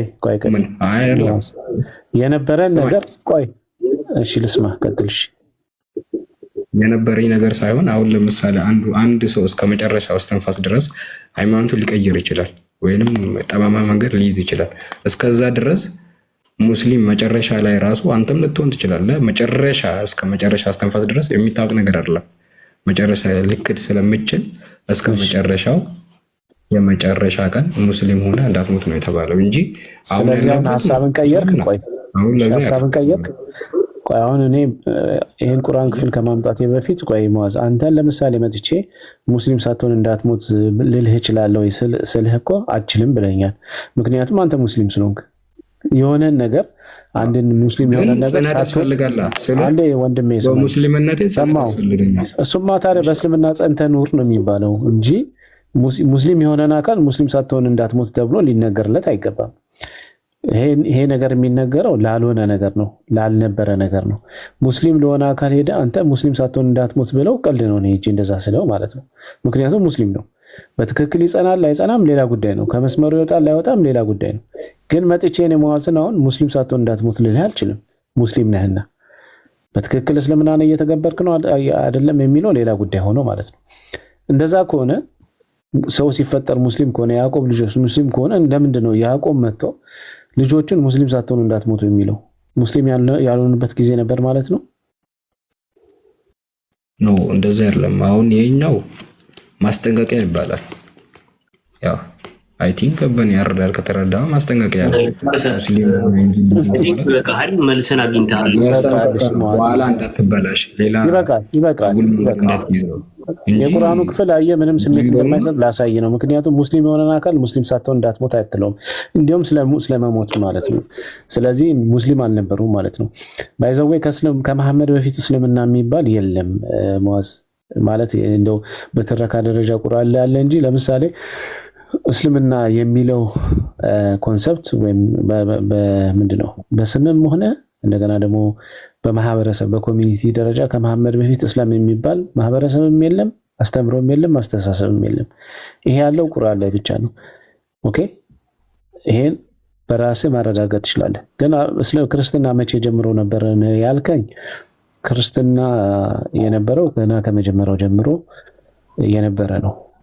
ስሙ ነው ወደ ኋላ የመጣው ወይም ደግሞ የክርስቶስ ተከታይ ተብሎ በኋላ በዛ ስም ተጠሩ እንጂ አስቀድሞ ነበረ። ለምሳሌ የነቢያት እምነታቸው ተጽፏል። ሃይማኖታቸው ነው እንጂ ያልተጻፈው እምነታቸው ተጽፏል። ምንድነው እምነታቸው ካልከኝ የክርስቶስን ይገዙ የነበሩ ክርስቶስን በተስፋ ይጠብቁ የነበሩ ናቸው ነቢያት በጠቅላላ። ይሄን እኛ እንደዚህ ብለን ስንናገር አዲስ ኪዳን መጽሐፍ ላይ ቆመን አይደለም እንደዚህ ብለን የምንናገረው እንደናንተ። ለምሳሌ የማቴዎስ ወንጌል ላይ ቆሜ ከማቴዎስ በፊት የነበሩት በጠቅላላ እኮ እና አብርሃም ምናምን እንደዚህ ናቸው አይደለም የሚል የና አብርሃምን ወይም የነ ሙሴን መጽሐፍ ይዤ የሙሴን መጽሐፍ ይዤ የኢሳያስን መጽሐፍ ይዤ የዳዊትን መጽሐፍ ይዤ የሰለሞን መጽሐፍ ይዤ የነቢያቱን ሁሉ መጽሐፍ ይዤ አስተምሮታቸውን ነው የምነግርህ እንጂ እንደናንተ የሆነ ሰዓት ላይ የተነስተ አይ በዚህ የነበሩት እነዚህ ሙስሊም ናቸው ምናምን እያልኩ ናሬሽን አይደለም የምናገረው። ስለዚህ እምነታቸው ተጽፏል። ለምሳሌ አብርሃም ምን ነበር? አብርሃም የክርስቶስ ተከታይ ነበር። አብርሃም የስላሴ አምላክ ምንድነው ስላሴን የሚከተል ወይም ደግሞ አምላኩን ስላሴ ብሎ የሚናገር ነበር ነው። ይሄ ደግሞ በመጽሐፍ ላይ ተጽፏል። መቼ ነው የተጻፈው? ሙሴ በጻፈልን መጽሐፍ ላይ አስቀምጦልናል። ኦኬ ኢሳያስ ምን ነበር? ኢሳያስ ክርስቶስን ሲፈልግ ነበረ፣ ክርስቶስን ሲከተል ነበረ። አስቀድሞ በትንቢት አይቶ ክርስቶስ እንደሚወለድ በስጋ የሚመጣው አምላክ እንዳለ እንደሚወለድ ያም ደግሞ የተወለደው አምላክ ደግሞ በመስቀል ላይ እንደሚሰቀል አስቀድሞ ነው የተነገረው ስለኛ መከራ እንደሚቀበል ማለት ነው። ይሄን ስናገር አዲስ ኪዳን ላይ ቆሜ አይደለም የምናገረው፣ ከራሱ ከኢሳያስ መጽሐፍ ላይ ነው። ከዳዊት መጽሐፍ ላይ ስለ ክርስቶስ ስቅለት አሳያለሁ። ይሄ እምነታቸው ይባላል። ሃይማኖታቸው ግን አልተጻፈም። እንደዚህ ነው ሃይማኖት ተብሎ አልተጻፈም በብሉይ ኪዳን። እምነታቸው ግን የሁሉም ተጽፏል ማለት ነው። ስለዚህ እስልምና የሚለው መሐመድ ይዞት ከመምጣቱ በፊት ከቁርአንና ከሐዲስ በፊት የለም። የመጀመሪያ ሶርስ እስልምና ለሚለው የመጀመሪያ ሶርስ ያለው ምንድነው? ሐዲስና ቁርአን ነው። ሐዲስና ቁርአን ደግሞ የመጣበት ጊዜ ይታወቃል። ስለዚህ ከዛ በፊት አለ የሚባለው ነገር እንደ ናሬሽን እንደ አፈ ታሪክ ነው እንጂ ማስረጃ የሌለው አፈ ታሪክ ነው እንጂ ምንድነው? በእውነት ግን እስልምና መኖሩን የሚያሳይ ምንም አይነት ማስረጃ የለም። እንዴት እንደ ኮሚኒቲ አንድ ይጠፋል? በዚህ አካባቢ ሙስሊሞች ነበሩ ተብሎ እንዴት አይነገርም? በጣም ብዙ ማህበረሰቦች አሉ በጥንት ጊዜ ነበሩ፣ በዚህ አካባቢ እንዲህ አይነት ማህበረሰቦች ነበሩ፣ በዚህ አካባቢ እንዲህ አይነት ማህበረሰቦች ነበሩ እየተባለ አርኪኦሎጂ የታሪክም ማስረጃ በጣም ብዙ አለ። 124,000 ነቢያት ተልኮ እስልምናንና አላህን ሊሰብኩ እንዴት አንድ ኮሚኒቲ ማፍራት ያቅታቸዋል? እነዚህ ሁሉ ነቢያት አንድ እንደው 10 የሚሆኑ እንኳን ኮሚኒቲዎች በዚህ አካባቢ እስልምናን ሲያመልኩ ነበር፣ ሙስሊሞች ነበሩ ተብሎ የተመዘገበ ነገር አለ? የለም። ስለዚህ እንደው ተረት ምንለው እንትን የሚል አይደለም፣ ምንድነው የሚያስቆጣ አይደለም። እናንተን እውነት ለመናገር ይሄን ነገር ተረት ነው ብለን ብንናገር ልትቆጡ አይገባም። ምክንያቱም ከተረት ያለፈ ነገር ስለሌለ በእስልምና ውስጥ ቃልት ያሰማልን። ምንዬ እሺ፣ አላህ ወኪል ካለሽ ቀጥይና ፈጽም። እሺ፣ የሆነ ጥያቄ ነበረኝ። ቀጥይ።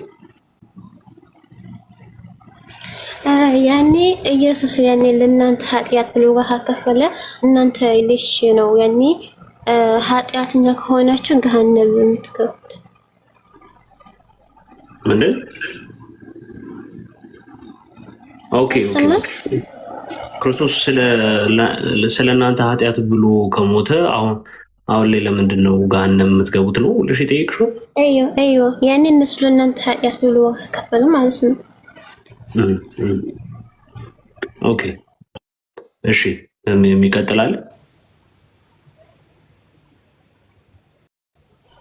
ቀጥልም ደክሞታል መሰለኝ መንገድ እየሄደ ነው። እሺ ጥያቄው ምን ነበር? ወይ ቆስቲ አንተ ቀጥል። ቀጥሎ ከተመቻችሁ ለምን ቀጥላለሁ። እሺ ቴንክ ዩ። ምንድነው ጥያቄሽ?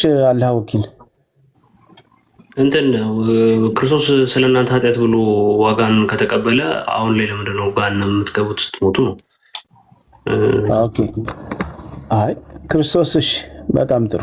ክርስቶስ ስለኛ የሞተበትን ምክንያት ታውቂያለሽ? አላህ ወኪል ለምንድን ነው የሞተው? የኔ ለእናንተ ኃጢአት መስሎኝ እኮ። ለእኛ ለእናንተ ኃጢአት ሲባል ምን ማለት ነው? ለእኔ ኃጢአት ሲባል ምን ማለት ነው? ኃጢአት እንድንሰራ ነው ወይም ወደ ጽድቅ እንድንመላለስ ነው የሞተው?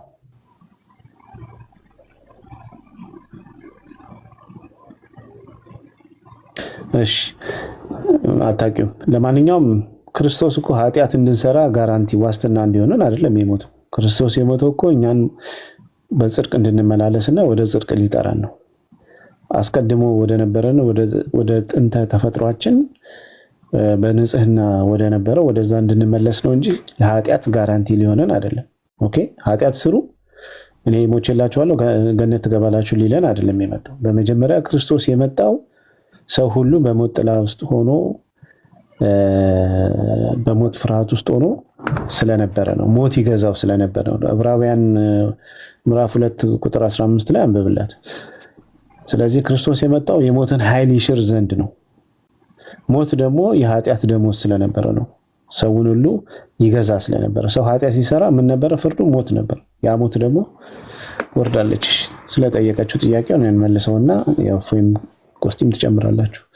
ስለዚህ የተሳሳተ ግንዛቤ ነው። ክርስቶስ ለኃጢአታችሁ ነው የሞተው ሲባል የኃጢአት ደሞዝ ሞት ስለሆነ ነው። አዎ ኃጢአት ነው፣ ለኃጢአታችን ነው። ያ ኃጢአት ግን ምን አምጥቶብናል? ሁላችንም ላይ ሞት አምጥቶብናል ማለት ነው። እንግዲህ ልጆቹ በስጋና በደም ስለሚካፈሉ እሱ ደግሞ በሞት ላይ ስልጣን ያለውን በሞት እንዲሽር ይኸውም ዳቢሎስ ነው ይላል። ዳቢሎስ በሞት ላይ ዳቢሎስ ሰልጥኖ ስለነበረ ነው። በሕይወታቸው ሁሉ ስለ ሞት ፍርሃት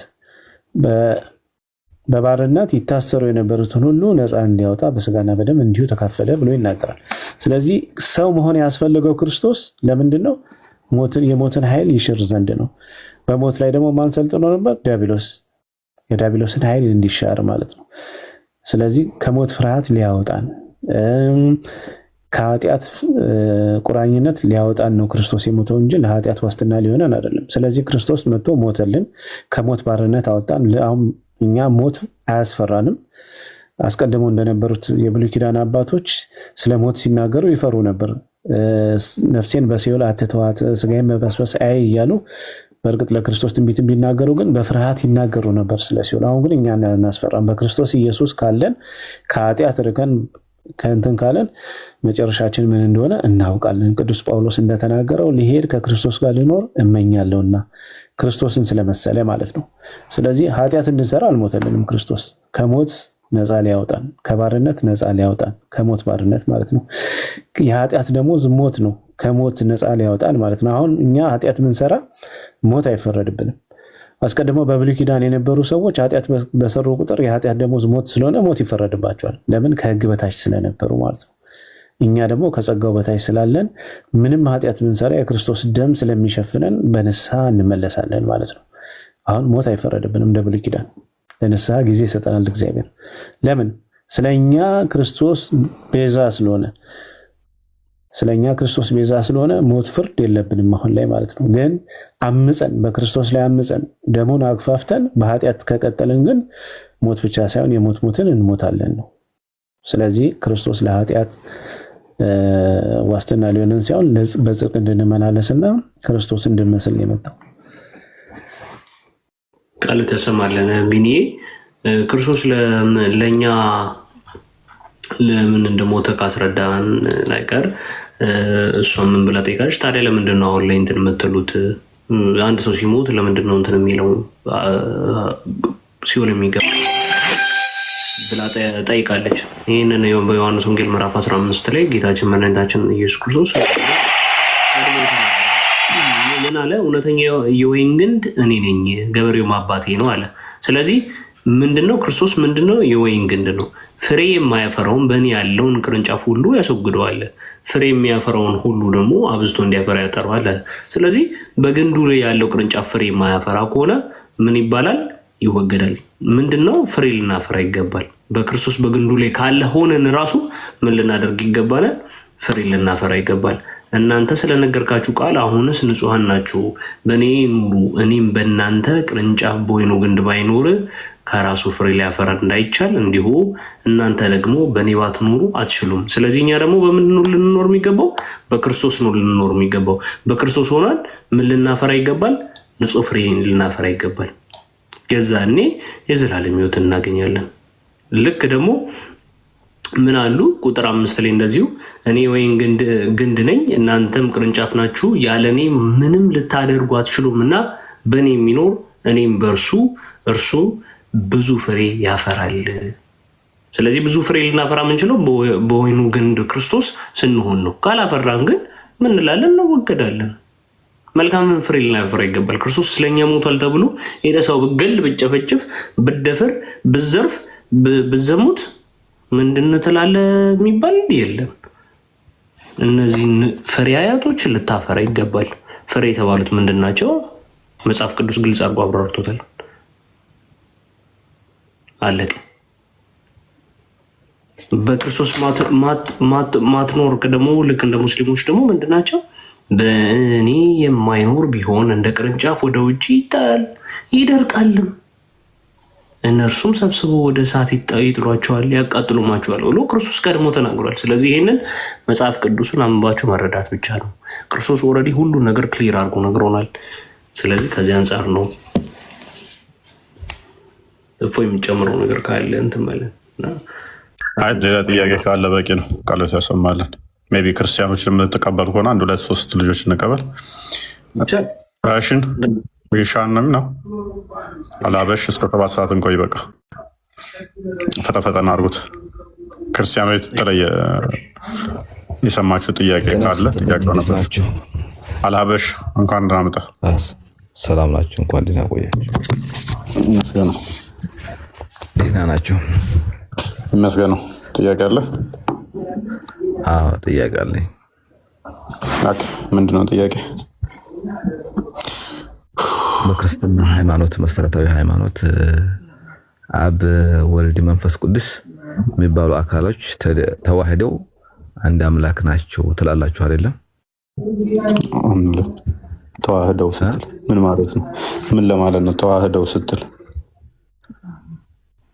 እያንዳንዳችሁ ጌታ ናቸው፣ አምላክ ናቸው እያንዳንዳችሁ? ምን ማለት ነው ተዋህደው አንድ አምላክ ናቸው ትላላችሁ ስትል? ሳይዋህዱ አንድ አምላክ ሶስት አምላክ ነው የምንላችሁ ታዲያ?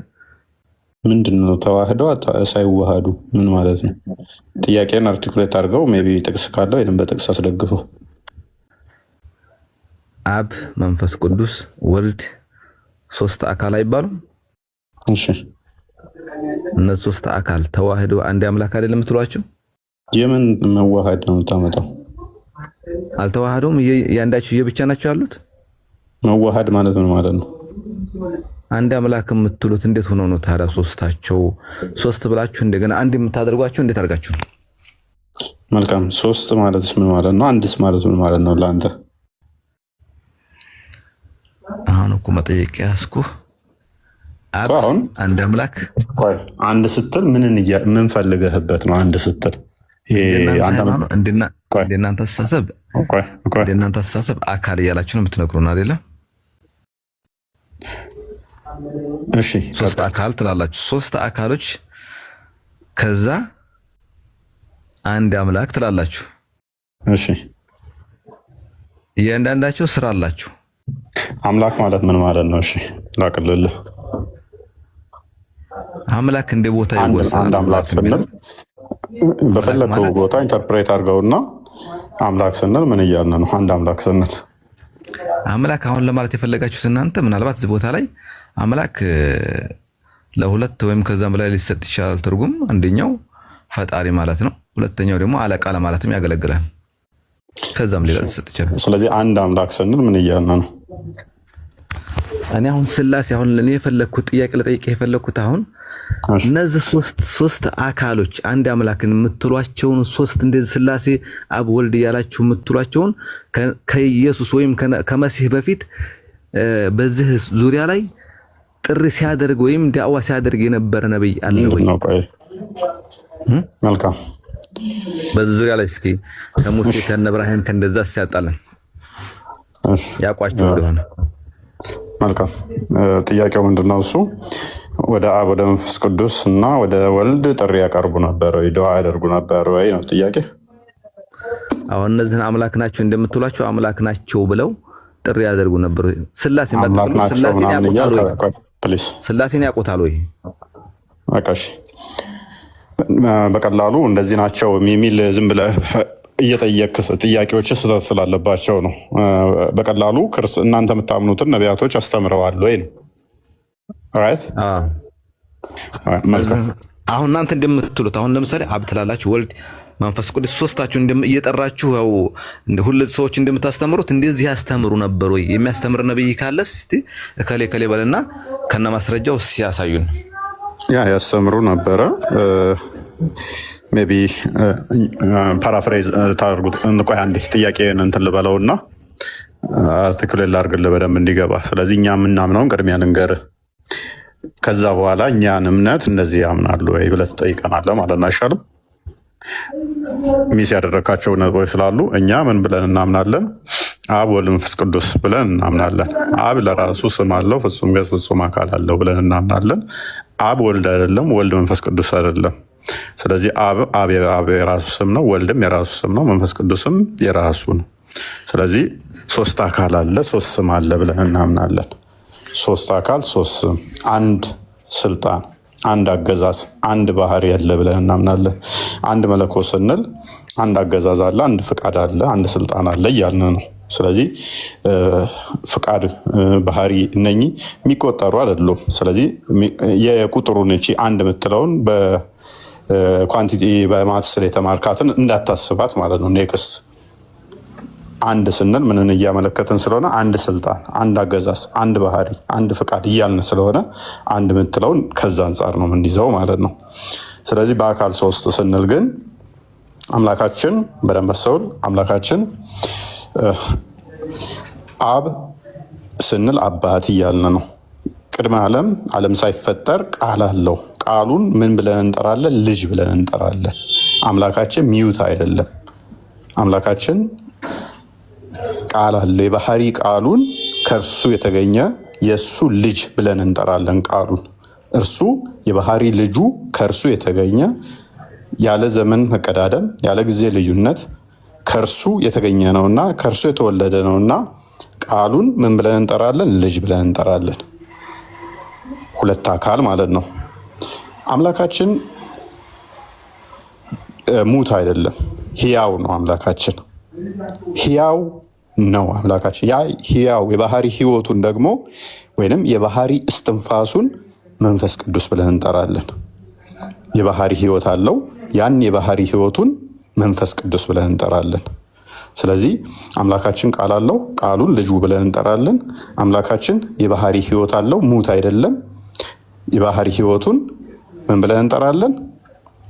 መንፈስ ቅዱስ ብለን እንጠራለን። ሶስት አካል ስንል ይሄንን ነው። ታዲያ መጽሐፍ ቅዱስ ላይ ይሄንን አስተምረዋል ወይ? ነቢያቶች አስተምረዋል ወይ? በሚገባ አስተምረዋል።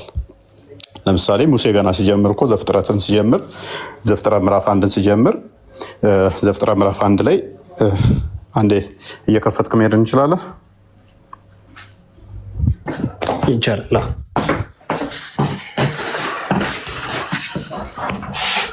ዘፍጥረት ምዕራፍ 1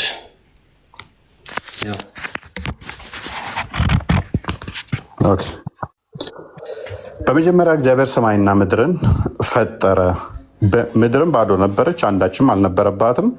ጨለማም በጥልቁ ላይ ነበረ፣ የእግዚአብሔር መንፈስ በውኃ ላይ ሰፍሮ ነበረ። አካላዊ እንደሆነም እየነገረን ነው። የእግዚአብሔር መንፈስ በምን ላይ ሰፍሮ ነበር ይለናል? በውኃ ላይ። ስለዚህ መንፈስ የምንጠራው የእግዚአብሔር መንፈስ ብለን ወይንም ደግሞ የአብ የባህሪ ሕይወቱ የወልድ የባህሪ ሕይወቱ መንፈስ ቅዱስ ብለን እንጠራለን።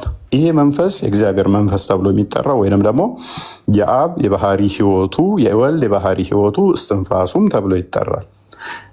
መዝሙረ ዳዊት ምዕራፍ 33 ቁጥር 7 እና 8 ፈጣሪ ነው፣ ቃሉ ፈጣሪ ነው፣ የባህሪ ሕይወቱ ፈጣሪ ነው። እንዲህ ይላል በእግዚአብሔር ቃል ሰማዮች ጸኑ። በማ በእግዚአብሔር ቃል። ቃሉ ምን ብለን እንጠራለን? ቅድም አልኳችሁ ልጅ ብለን እንጠራለን። ሰማዮች የጸኑት በማን ነው? በእግዚአብሔር ቃል። በእግዚአብሔር ቃል ሰማዮች ጸኑ፣ ሰራዊታቸው ሁሉ በአፉ እስትንፋስ። የባህሪ እስትንፋሱን የባህሪ ሕይወቱን እንደመሆን ብለን እንጠራለን መንፈስ ቅዱስ።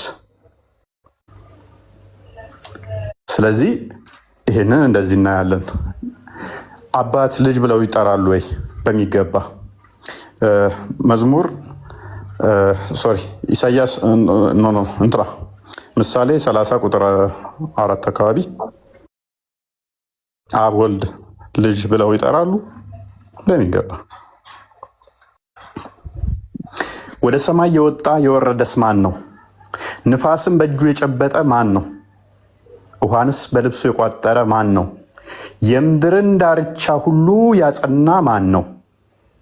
ወንድማችን የምድርን ዳርቻ ያጸናው ማን ነው? ቅድም ባየነው ላይ ሰማዮቹን የገነባው ማን ነው? ይህን ታውቅ እንደሆነ ስሙ ማን? የልጁ ስም ማን ነው? አልሀበሽ ምድርን የፈጠረው በመጀመሪያ የሰራው አይተሃል? ያ የሰራው ምን አለው እያለን ነው። ስሙ ማን ነው? የልጁ ስም ማን ነው እያለ ነው። ልጅ እንዳለው እየነገረን ነው አይደለ? እፎይ እኔ አሁን ያልኩ ከአሁን በፊት የነበሩት ነቢያቶች ሰብከውታል ወይ ሥላሴን ነበር ያልኩ እና ይሄ ይህን በግልጽ እንደዚህ ሥላሴ አዲስ ኪዳን ነው በግልጽ የሰበከ ነብይ አላመጣህም እስካሁን ድረስ። ቆይ ይሄ አዲስ ኪዳን ነው ብሉይ ኪዳን ነው? ጠይብስ ምን አለ? ሥላሴን ሰበከ። አሁን ይሄ ልጅ አለው ይላል የለውም ይላል? እስቲ ባላውሽ ወደ ሰማይ ልጅ አለው ይላል የለም? ይወረደ። ቆይ ልጅ ማለት እኮ ኢየሱስ ብቻ ሳይሆን በዛን ጊዜ የነበሩት ነቢያቶች እኛ ምን ብለን ነው የምናምነው ብዬ ጠየቅ። እኛ ምን እናምናለን ብዬ ነው የነገርኩህ። አንተ በጭንቅላት ውስጥ እዛ የጫኑህን ጋርቤጅ ውስጥ ከተተውና እኛ ምናምነው ምን ብለን ነው ብዬ ነገርኩህ። አብ ወልድ ወይንም ደግሞ አባት ልጅ መንፈስ ቅዱስ ብለን እናምናለን አልኩህ እንጂ ሌላ እዛ የተጫንከውን እንዳታወራ። እኔ እንደምናምነው ነገርኩህ አይደለ? ስለዚህ ነቢያቶች ዓለምን የዘረጋ ሰማይን የፈጠረ ልጅ እንዳለው ነገሩህ አልነገሩህም? ልጅ አለው ስትል እንዴት ነው ጌታ? እንዴትም ይሁን ያ ሰማይና ምድርን የዘረጋው ልጅ አለው ብሎ ይላል አይልም? ክፍሉ ልጅ አለው ስትል እንዴት ነው? ልጅ አለው ማለት ወልዶታል ልትለኝ ነው? እንዴት ነው? ሊስን ጠየከኝ አይደለ? አስተምሮታችሁ ላይ አለ ወይ ብለህ ጠየከኝ። ሶስት ስላሴዎች የሰበኩ ነቢያቶች ልጅ አለው ይላል የለውም ይላል። ሙሐመድ የጫነብህን አስተምሮ ፎርማት አድርገውና የእኛ አስተምሮ ላይ ጠይቀሃለሁ። አንተ ጋር ተውሂድ የሚል ጭንቅላት የሌለው አካል ጭንቅላት የሌለው አካል አምላካችን ጭንቅላት ይኑረው አይኑረው የሚል ሰብከዋል አልሰበኩም ብልህ ፓኒክ ታደርጋለህ። ሌሊት ይመላለሳል ብለው ሰብከዋል ወይ ብልህ ታለቅሳለህ። አምላካችን ነገር እንጂ አንገት ይኑረው አይኑረው ብለው ነቢያት ሰብከዋል ወይ ብለህ ታለቅሳለህ። ስለዚህ አሁን ፊት ለፊት የተከፈተውን ሰለሞን ምን ብሎ ሰብኳል? ለምሳሌ አምላኩ ልጅ እንዳለው የባህሪ ልጅ እንዳለው ተናግሯል አልተናገረም? እቺን አንብባት አንብባት። እኔ ከሰለሞን ጋር እስማማለሁ። አንተ ትስማማለህ? ይህንን አንብበው። ልጁ ማን ይባላል? አንብበው። ወደ ሰማይ የወጣ የወረደ ማን ነው? ነፋስን በእጁ የጨበጠ ማን ነው? እሺ ውሃንም በልብሱ የቋጠረ ማን ነው? የምድር ዳርቻን ሁሉ ያጸና ማን ነው? ይህ ታውቅ እንደሆን ስሙ ማን? የልጁ ስም ማን ነው አለ። ኦኬ እንስማማውን። ስለዚህ ሰማይን የዘረጋ ምድርን ያጸና ስሙ ማን ነው? የልጁ ስም ማን ነው ይላል አይደለ? ስለዚህ ይሄንን ያደረገው ልጅ አለው የለውም? እንደ ሰለሞን አስተምሮ ነቢያቶች እኮ ልጅ ይባላሉ። ልጅ ማለት አሁን ማን ነው? ኢየሱስ ተብሏል እዚህ ጋር። እናመሰግናለን። በዚህ መጠን ድንቁርና ከተጠናወታችሁ አስቸጋሪ ነው። በደንብ አስተውሉ። ከስር ያላችሁ በደንብ አስተውሉ። ሙስሊሞች ለመረዳት አይደለም የሚመጡት ሁሌም። ምክንያቱም ኢቨን ነቢያቶች ልጅ አለው ባለው ንግግር ላይ እስልምናን እያፈረሰው ነው።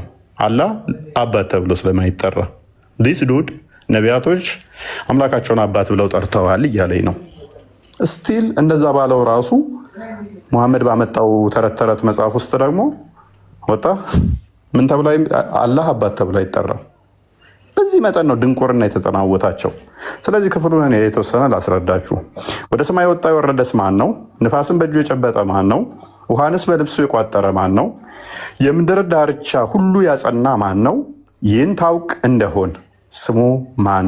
የልጁ ስም ማን ነው? ስለዚህ የልጁን ስም ማወቅ እንችላለን። ኢየሱስ ክርስቶስ ነው። ዮሐንስ ወንጌል ምዕራፍ 3 ቁጥር 13 አንዴ ክፈተው።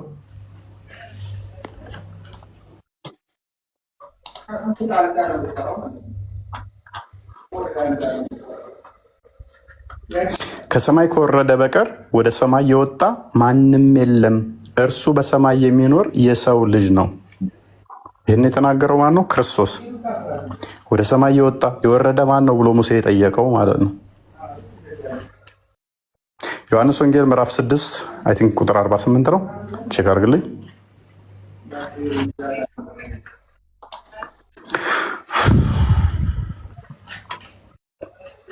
ኦኬ እውነት እውነት እላችኋለሁ በእኔ ሚያም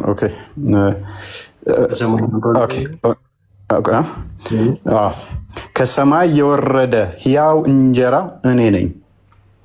ከሰማይ የወረደ ሕያው እንጀራ እኔ ነኝ። ማን ነው ያለው? ክርስቶስ። ሁሉን የፈጠረ ማን ነው? ክርስቶስ። ኤፌሶን 2:10፣ ዮሐንስ ወንጌል ምዕራፍ 1:3፣ ቆላሲያስ 1:15፣ ዕብራውያን ምዕራፍ 1:3 ሁሉን የፈጠረ የዘረጋ እሱ ነው። አስቀድመን ደግሞ አሳይተናል። እዛ ሪሻን ሜቢ ጨምሩለት ወይም ቀጣይ እንቀበልና ይብቃን ይመስለኛል። ሪሻን ጥያቄ ያለሽ?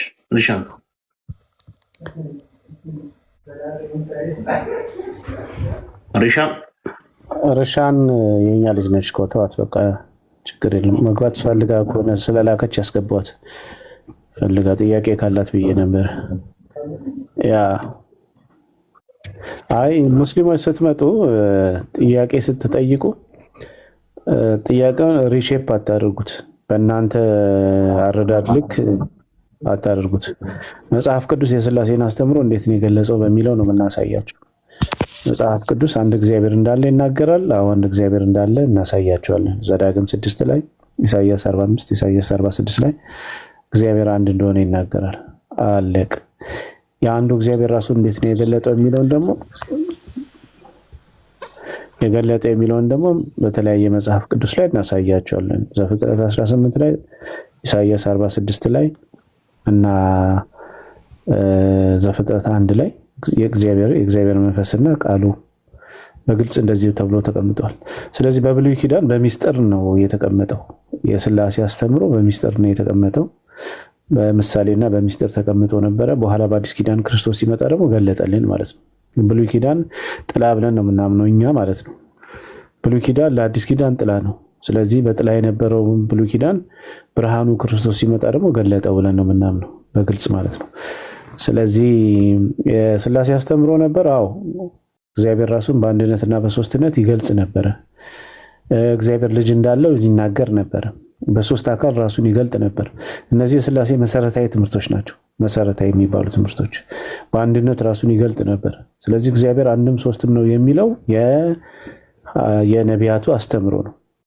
ግን ልክ እንደ አዲስ ኪዳን ያለ በግልጽ እንደዚህ እንደ አዲስ ኪዳን ክርስቶስ መጥቶ አባቴ ብሎ እንደተናገረው እንደዛ ያልተቀመጠም ነው። በምሳሌ ግን ተቀምጧል። ለምሳሌ ዳዊት ሰለሞን አሁን እፎይ ሲለን እንደነበረው እግዚአብሔር ልጅ እንዳለው እዛው ምሳሌ 8:22 ላይ ደግሞ እርሱ ደግሞ ከዘላለም ጀምሮ እንደነበረ ከአባቱ ጋር የሰራ እንደነበረ አስቀድሞ ዓለም ከመፈጠሩ በፊት ከእግዚአብሔር እንደተወለደ ይናገራል።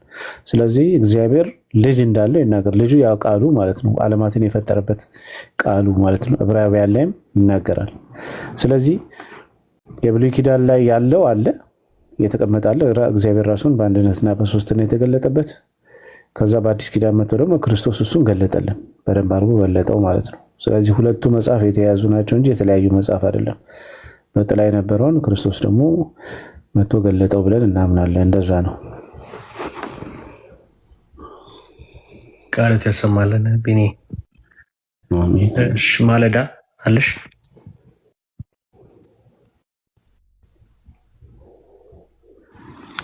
አለው።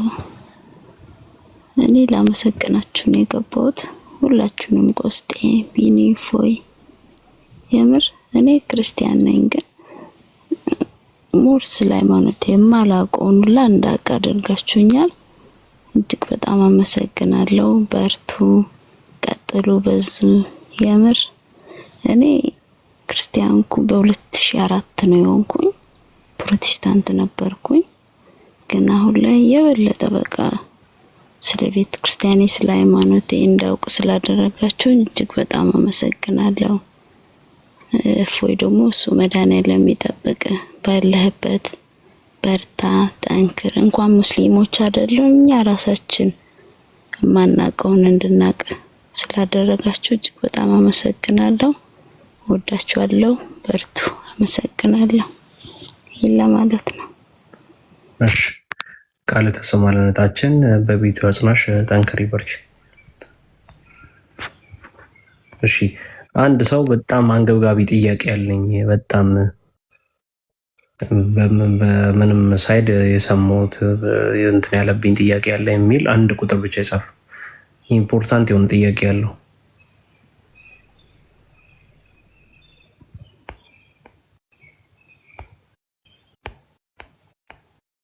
እሺ ሳስገባችሁ ዝም ብሎ ነገር እንዳይሆን።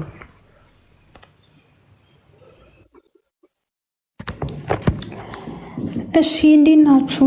ሰላም ነው? እግዚአብሔር ይመስገን። እንዴት ነሽ እህታችን? እግዚአብሔር ይመስገን ደህና ነኝ።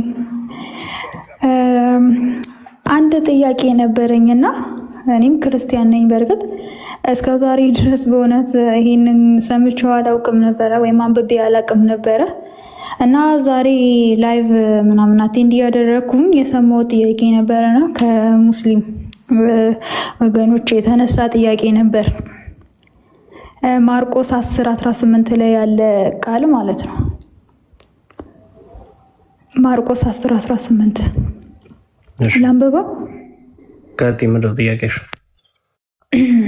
ኢየሱስም ይላል ስለምን ቸር ትለኛለህ? ከአንዱ ከእግዚአብሔር በቀር ቸር ማንም የለም የሚል ቃል ነበረና በጣም ነበረ ኮንፊውዝድ የሆንኩት።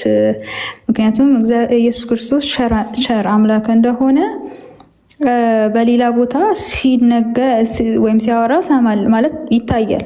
እኔ መልካም ወይም ቸር እረኛ ነኝ ይላል ለምሳሌ ዮሐንስ 10:11 ላይ እና ይሄ ትንሽ አይጣረስም ወይ እና ወይም ደግሞ ሊገለጽ የሚችልበት የራሱ አውድ አለ ወይ የሚለውን ለመጠየቅ ወደታች ጨርሰሽ አንብቢ ውስጥ ይሄድ አንብቢና በቃ እስክልሽ ድረስ አንብቢ፣ ችግር የለም አንብቢ። ማርቆስ እሺ አሁን ካነበብሽ በታች ወደታች ከማን ጋር ረገዱ ያለው ነው ያ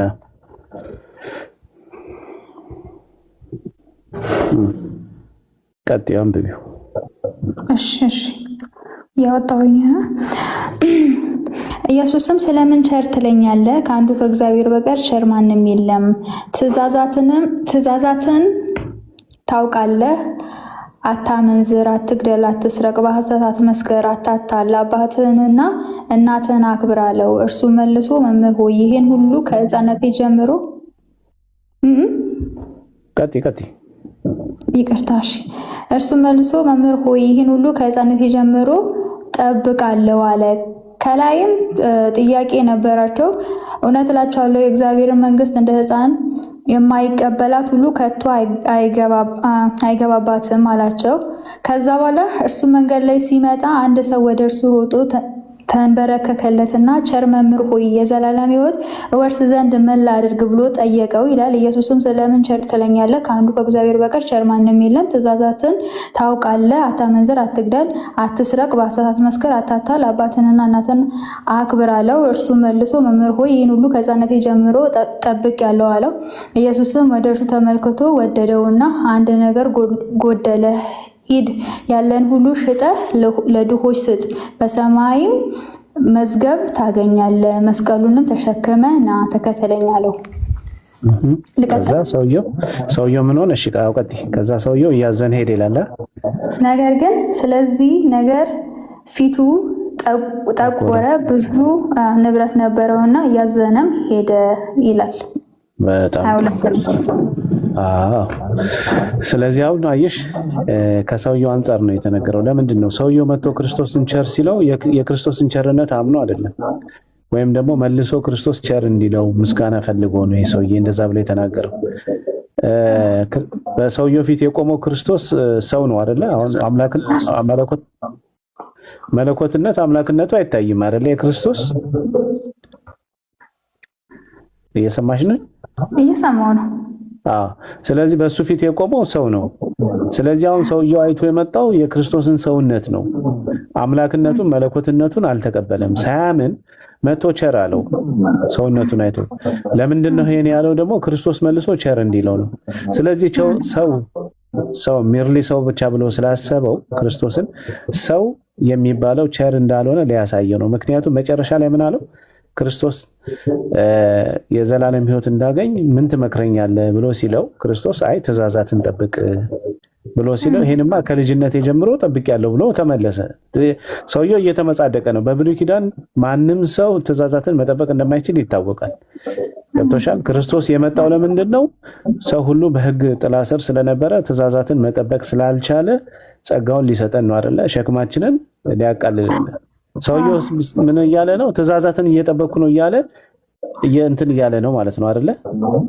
ምንድን ነው እያለ ነው? ራሱን ከፍ ከፍ እያደረገ ነው። ከዛ በኋላ ክርስቶስ ምን አለው? ሰው ስለሆነ ክርስቶስን የሚጠይቀውም ሰውዬ ሰው ስለሆነ ሰው ሚርሊ ሰው ብቻ ብሎ ክርስቶስን ስላሰበው ሚርሊ ሰው ደግሞ ቸር አይደለም። ከአንዱ ከእግዚአብሔር ውጭ ቸር የለም። ስለዚህ ሰውየው ክርስቶስን እግዚአብሔር ነው ብሎ አልመሰከረም። እዛ ጋር እንደ ሰውነቱ አይቶት ነው የመጣው። ከዛ ምን አለው? ያለህን ሁሉ ሽጠ ለድሃ ስጠ ተከተለኝ አለው። ሰውየው ብዙ ንብረት ነበረውና ፊቱ ጠቆረ፣ እያዘነ ሄዳለ። አየሽ? ስለዚህ ሰውየው የመጣበት ኢንቴንሽን ምንድነው? ክርስቶስን ሰው ብቻ ነው ብሎ አስቦ ክርስቶስ መልሶ ቸር ነው ብሎ እንዲለው ስለፈለገ ሙገሳን ፈልጎ ነው የመጣው። ምክንያቱም ቸር እንዳልሆነ እዛው ጋር ሳየው። ቸር ቢሆንማ ያለውን ንብረት ሸጦ ክርስቶስን ይከተለው ነበር ማለት ነው አይደለ? እውነት ሰው ቸር ቢሆን ነው። ስለዚህ ክርስቶስ ግን እውነተኛ ቸር እንደሆነ በሌላ በብዙ ቦታ ላይ ተናግሯል። ለምሳሌ ሐዋርያት ቸር መምህር ወይ ይሉታል፣ ብዙ ቦታ እንደዛ ብሎ ይሉታል አይደለ? አንድም ቦታ ላይ አልተቃወማቸው። ምክንያቱም ሐዋርያት ያውቃሉ ክርስቶስ ኢየሱስ ቸር ሲሉት እሱ እግዚአብሔር እንደሆነ ያውቃሉ። ሰው ብቻ ነው ብሎ አያምኑም። ስለዚህ ይሄኛው ሰውዬ ከክርስቶስ ሙገሳ ፈልጎ ክርስቶስን ደግሞ እንደ ሰው ብቻ ስለሚያው ከዛ አንጻር ነው ክርስቶስ የተናገረው እንጂ እኔ ቸር አይደለሁም እያለ አይደለም። ኢየሱስማ ብዙ ቦታ ላይ ቸር ተብሏል። ነፍስን ከመስጠት በላይ ከዚህ በላይ ምን አይነት ቸርነት አለ ተብሎ ለክርስቶስ ተነግሮለታል። ክርስቶስማ እውነተኛ ቸር አምላክ ነው። ነፍሱን እንኳን አሳልፎ እስኪሰጠን ድረስ ነው የወደደን ቸር የሆነው ማለት ነው። ስለዚህ ይሄ ክፍል አውዱ ወደ ታች ሄደች ስታየው ከሰውየው ኢንቴንሽን አንጻር ነው ክርስቶስ የተናገረው እንጂ ክርስቶስ እኔ ቸር አይደለሁም እያለ አይደለም።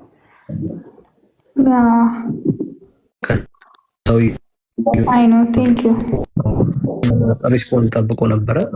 ብዙ ጊዜ ኮንቴክስት የማንበብ ልምድ ይኖረን ከፍና ዝቅ ተብሎ፣ ምክንያቱም የትኛው ሙስሊም የመጽሐፍ ቅዱስ ጥቅስ ሲጠቅስ ለሱ ልትምችው የምትችለውን ቦታ ብቻ ነው።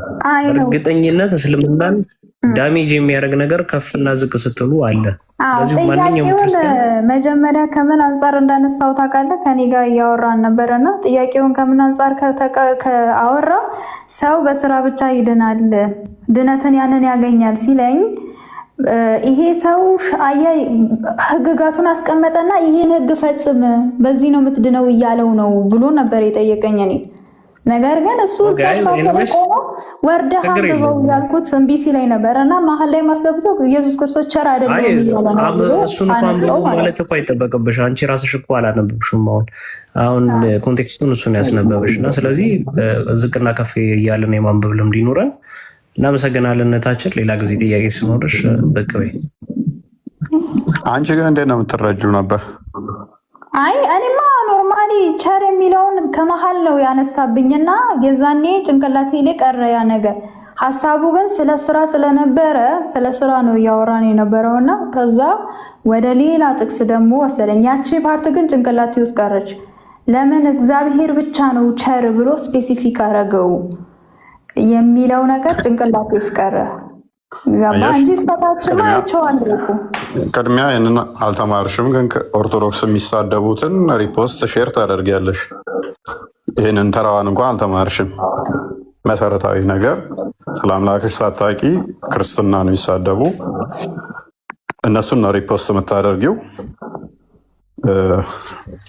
ከሙስሊሞች ሳይድ ሲመጣ ግን ጥያቄ ተራ ጥያቄ እንኳን መመለስ ስለ አምላክሽ ቸርነት እንኳን መመስከር አልቻልሽም። በአንዲት አምላክሽ ቸር አሁን አንድ አማኝ ያልሆነ ሰው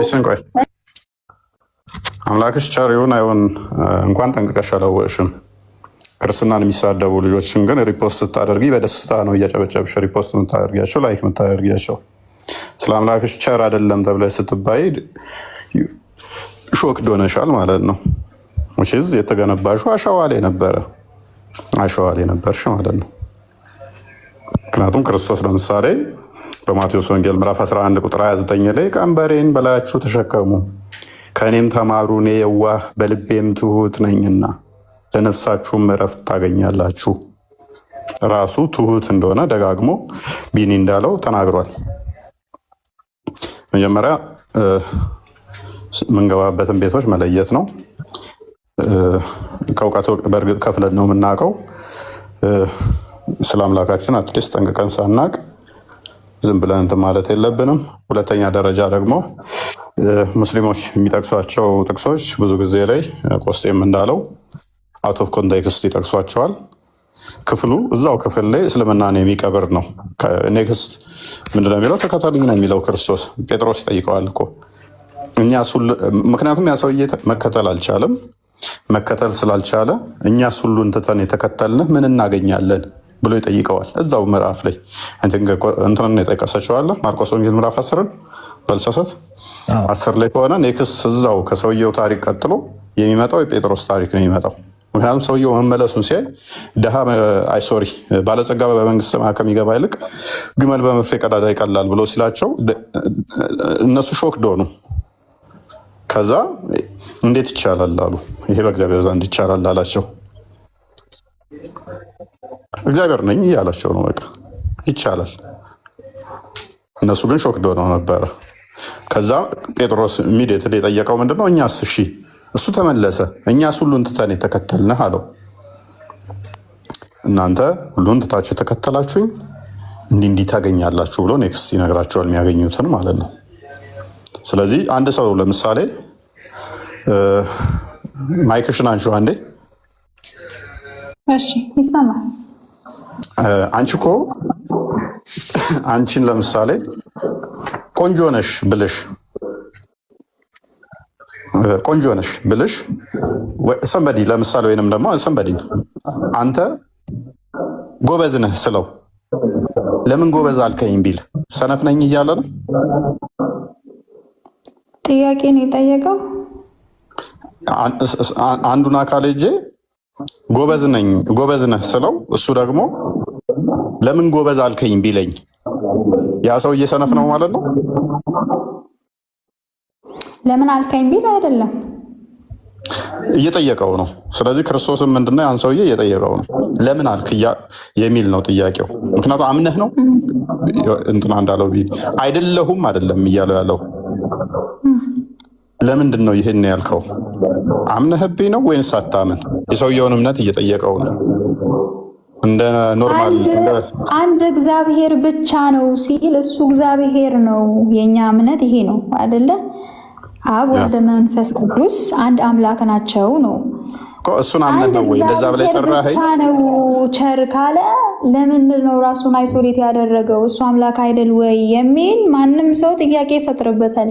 ለምን ፈጠረብሽ ለማለት ትንሽ ጀጅ ለማድረግ ይከብዳል። ገብቶሃል? አንቺን ጀጅ ያደረኩሽ ምንድን ነው? ለምሳሌ በእባብ ሲፈተንም እኮ ለአምላከ ስገድ እሱንም ብቻ አምልከው ተብሎ ተጽፏል ይላል እኮ። ሲስተር ጥያቄያችን እኮ አንቺን ጀጅ ያደረግንብሽ በጥያቄው መጽሐፍ ቅዱሱ ላይ ሳይሆን ሪፖስት ካደረግሻቸው አንጻር ነው። ቅድሚያ ራስሽን እምነት ስለሆነ የአንቺ እምነት ነው። ስቲል ግን የአንቺ እምነት የተመሰረተው ተሰዳቢዎች ላይ እንደሆነ ነው ያየሁት ማለት ነው። ወንጌል የሚያስተምሩት ላይ ፎከስ አድርገሽ ቢሆን ኖሮ ይሄንኛው አያስደነግጥሽም ነበረ። ቤተክርስቲያንም የሚሰድቡትን ሪፖስት ያደረግሽውን ያህል ይህንኛውን ተምረሹ ቢሆን ኖሮ ጥያቄ አይፈጥርብሽ። ምንም ስድብ እኔ ሪፖስት አድርጌ አላውቅም።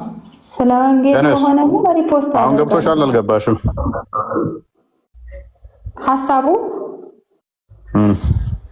ሀሳቡ ይበነሱ ቸር አይደለም ቢልም ምን ይቀበላሉ? እውነቴን ነው የምልህ። ማለት ባይልም ሳይሆን አሁን ጥያቄው እዚህ ላይ ጥያቄው አሁን ቢኒ ባለሽስ ግልጽ ሆኖልሻል? አልሆነልሽም? ገብቶኛል። ስለዚህ በደንብ ግልጽ ያልሆነላችሁ ካላችሁ ከአንዱ ከእግዚአብሔር በቀር ቸር የለም። ስለምን ቸር አልከኝ ሲለው ምን እየጠየቀው ነው? አንዱ እግዚአብሔር ብለህ እያመንከኝ ነው ወይንስ ሳታምን ዝም ብለህ ሙገሳን ፈልገህ ነው ቸር እያልከኝ ያለው? አይደለሁም አይደለም እያለ ያለው። ሌሎቻችሁ ማንኛው የቀጠለው? ማኪ ወይዬ አፎዬ ያኔ ወድ ታውቀኛለህ አይደል? አፎዬ ወዴ ሰላም ነው? እንዴት ነው? ሰላም ነው የኔ ውድ የኔ ጀግና። እኔ ላመሰግንህ ነው ውዴ፣ ላመሰግንህ ነው የኔ ጀግና፣ የኔ የኦርቶዶክስ ጀግና ነህ አንተ ለእኔ። እሺ ልክ እንደ ሐዋርያው ጴጥሮስ አንተ ጀግናዬ ነህ። እሺ ግን ይገባሃል፣ የዘመናችን አንተ ሐዋርያ ነህ። እሱ ደግሞ ይገባሃል። ጥያቄ ጠይቂ። አሁን ጥያቄ ካለሽ አይባልም። እኔ ግን ላመሰግንህ ነው። እንቀበል እያሉ ምስጋና አትፈር። እሺ ጥያቄ ካላቸው ሌሎቹ ይጠይቁ። ግን እኔ ላመሰግንህ ነው። ሰውዬ እመቤቴን ጀግና ያመሰግናል። ያንን ሁሉ ጦርነት ተጋድለህ እንትን ነው እኮ እንትን ነው። አሁን ለምን መሰለሽ ቢኒና ቆስጤ በጣም ቃል ይቀናሉ። እነሱን አመስግኛቸው።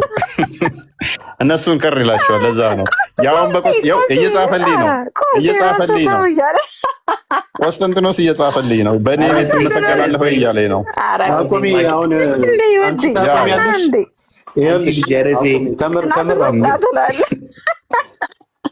ቅናት ከቤት እኮ ነው የሚጀምረው። ቅናት ትላለህ፣ ከቤት ውስጥ ነው የሚጀምረው ቅናት። እውነት ነው። እውነት ብለሻል።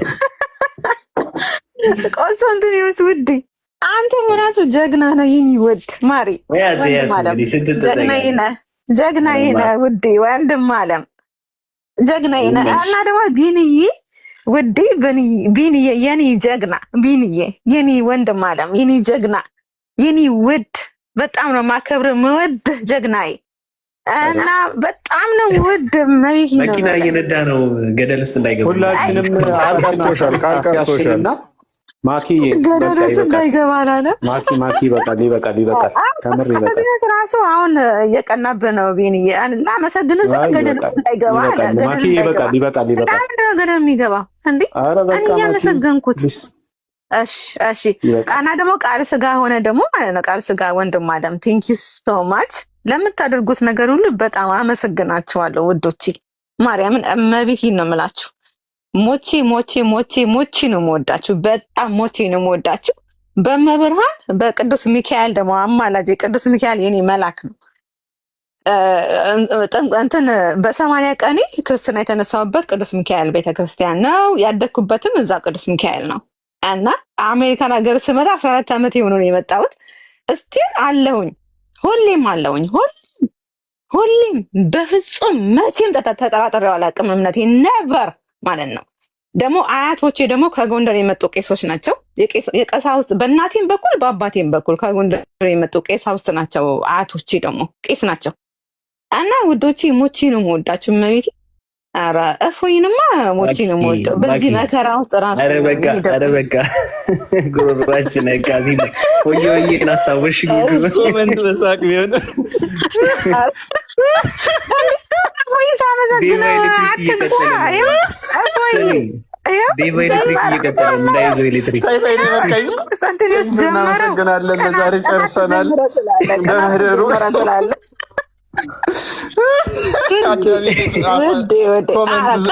ስላልሆነ ነው በድምፅ ስላልሆነ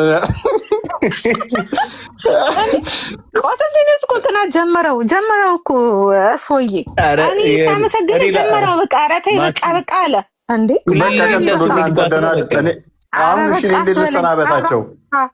እኔ በቃ ሁሌ እንዳስወረድኳት ነው ላስወርዳት ነው በቃ እቺ ልጅ ከስር ሁለተኛ ዙር ሳትጀምሪ ኧረ ማኪ ገደለች። ጥያቄ አልጠየቃለህ ነው ይብቃል። ማለዳ ጥያቄ የለኝም ብላለች። አይንሽ ጥያቄ የለኝም ግን እፎይ አንተም አንዳንዴ እንዲህ እኛን ገስት ላይ እየሳብክ እንደዚህ ሀሳቦችን የሚገልጹ አሪፍ ነው ብዬ አስባለሁ። ከቻልክ ማለት ነው አንድ 15 ደቂቃ ኮስታ ሳጥን ለምን አልከፍትላችሁም? ሀሳባችሁን የምትዘረጉበት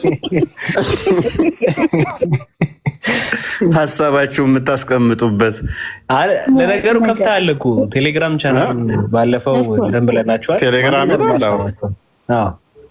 እፎይ ኦፊሻል ብላችሁ ሰርች አድርጉ። ማንኛውም ሀሳባችሁን ኮመንትም ከሆነ ሀሳብም ከሆነ ምንም ነገር ከሆነ በዛ ሼር ልታደርጉለት ትችላላችሁ። ሁሌ ሐሙስ እኩለ ሌሊት ላይ አማላጅ እኮ ልከውብኛል እኮ ታውቃለህ አይደለ? አዎ ምንድነው እሱ እንትን ብለው ለሆነ መምህር ምንድነው እፎይ ክርስቲያኖችን አያስገባንም አስገብተን እንዳናመሰግነው ቤቱ አያስገባንም ብለው ልከዋል።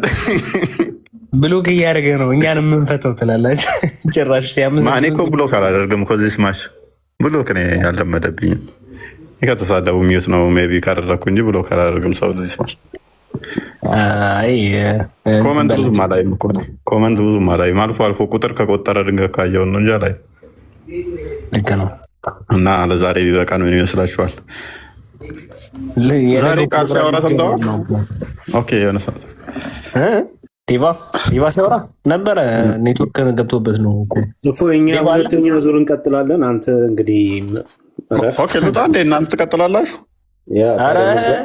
ኧረ ቆስቴ እኮ እንቅልፉ መጥቷል እኮ አንተ ውጭ ስለሆንክ ነው። ቆስቴና ሰዓት ሄዶብናል።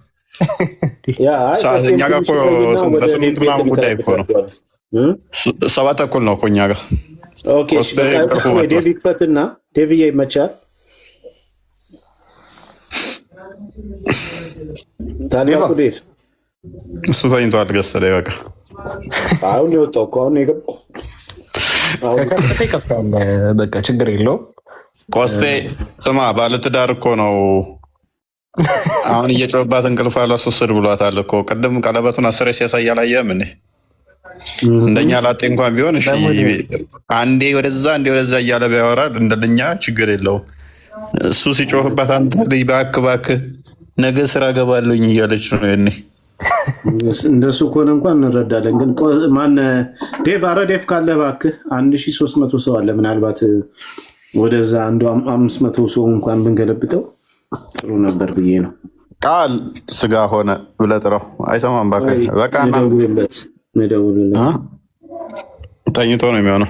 ይተኛበት በቃ ወይ ነው እንቅልፍ ወስዶታል። እባክህ ከተኛ ነሳውም በቃ ኮፒ ሊንክ። ኦኬ ዋና ነገር አለ በቃ ከምንም ነገር በላይ ታውቃላችሁ። ዛሬ ከፎይ ላይቭ ላይ ነው ጎትተው የወረዱን። ያው እንግዲህ ነገ ደግሞ ፕሮግራሙን ለማሰናከል እንትን እንዳይሉ 1000 ሰው ያለው ሰው ሁላችሁም እየገባችሁ 100 ጊዜ ኮፒ ሊንክ አድርጉት። 100 ጊዜ ያ ማለት በጣም አሪፍ ነው ማለት ነው። ይተኙ፣ ሰዎቹም ልቀቋቸው፣ ተኙ። መተኛትም ጥሩ ነው። እረፍት አድርጉ። ቲክቶክ ላይ ረጅም ሰዓት አትቆዩ እናንተ ሰዎች ቲክቶክ ተጠቃሚዎች። አንዳንዴ ስለ ህይወታችሁ ማስቡ። ስልክ ዝጉና አብዛኛው ሰው አሁን ስልኩን 30 ደቂቃ ራሱ ሳይነካ የሚቆይ የለም። በተለይም ቢኒ አምነውም ስልኩን ለ30 ደቂቃ እንኳን ቢያንስ ስልካችሁን ሳነቁ እያያችሁት ዝም ብላችሁ ስለራሳችሁ ስታስቡ ያኔ ትክክለኛ ህይወት ትኖራላችሁ።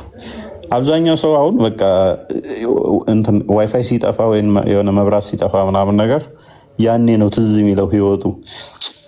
ወይኔ ቤት ሰራለሁ በዚህ እድሜ ብዬ ነበር፣ ቤት አልሰራውም። መኪና ገዛለሁ ብዬ ነበረ፣ መኪና ሳልገዛ እድሜ ቆሰው። አግብቼ ወላላልኩበት እድሜም ነካው። ይህን ያህል ይኖረኛል ያልኩት እነከሌም ቤት ሰሩ፣ እነከሌም መኪና ገዙ፣ እነከሌም አገቡ። እኔ ይኸው ኮመንትና ታብታብ እያደረግኩ ነው ብሎ የሚያስቡት መቼ ነው? መብራት ተጠፋ ነው። መብራት ከጠፋ የሆነ ኮኔክሽን ከጠፋ ነው። ዳታ እምቢት አላቸው ነው። ከዛ ሄጭ ብሎ ይጨንቃቸውና የሆነ ነገር ያደርጋል ቶሎ ብለው ለመርሳት ማለት ነው። ይኸው እኮ በዚህ እድሜ እንደዚህ ያደርጋል። አሁን እኮ እንደዚህ ሆነ፣ እድሜም እንደዚህ ሄደ፣ ቁመቴም እንደዚህ ሆነ፣ ኪሴም ባዶ ነው፣ ያሰብኩትም አልተሳካም ብለው የሚያስቡት ልክ ስልካቸውን ሲያዩት ማለት ስልካቸውን አቁመው መጠቀም ሳቁመው እንትን ሲሉ ነው። እና ገታ አድርጉትና ማሰብ እንደዛም ጥሩ ነው። ይሄ ቲክቶክ ላይ ያለው ፉክክሩ ብዙም ጠቃሚ አይደለም። አስባል ዝም ብለህ እዛ ጋር አንዱ አንበሳ ለአንዱ እንትን ሲል ሲሸለም ምናምን ስታየው ያንኛው እንትን ሲል ጥሩ ምግብ ሲበላ ጥሩ ሆቴል ሲገባ እሱን እየተከተልን እያጨበጨብን ከኋላ የእነሱን ፖስት እየፖስትን የእነሱን እንትን እያል ህይወት አይሆንህም ማለት ነው። ህይወት አይሆነንም እሱ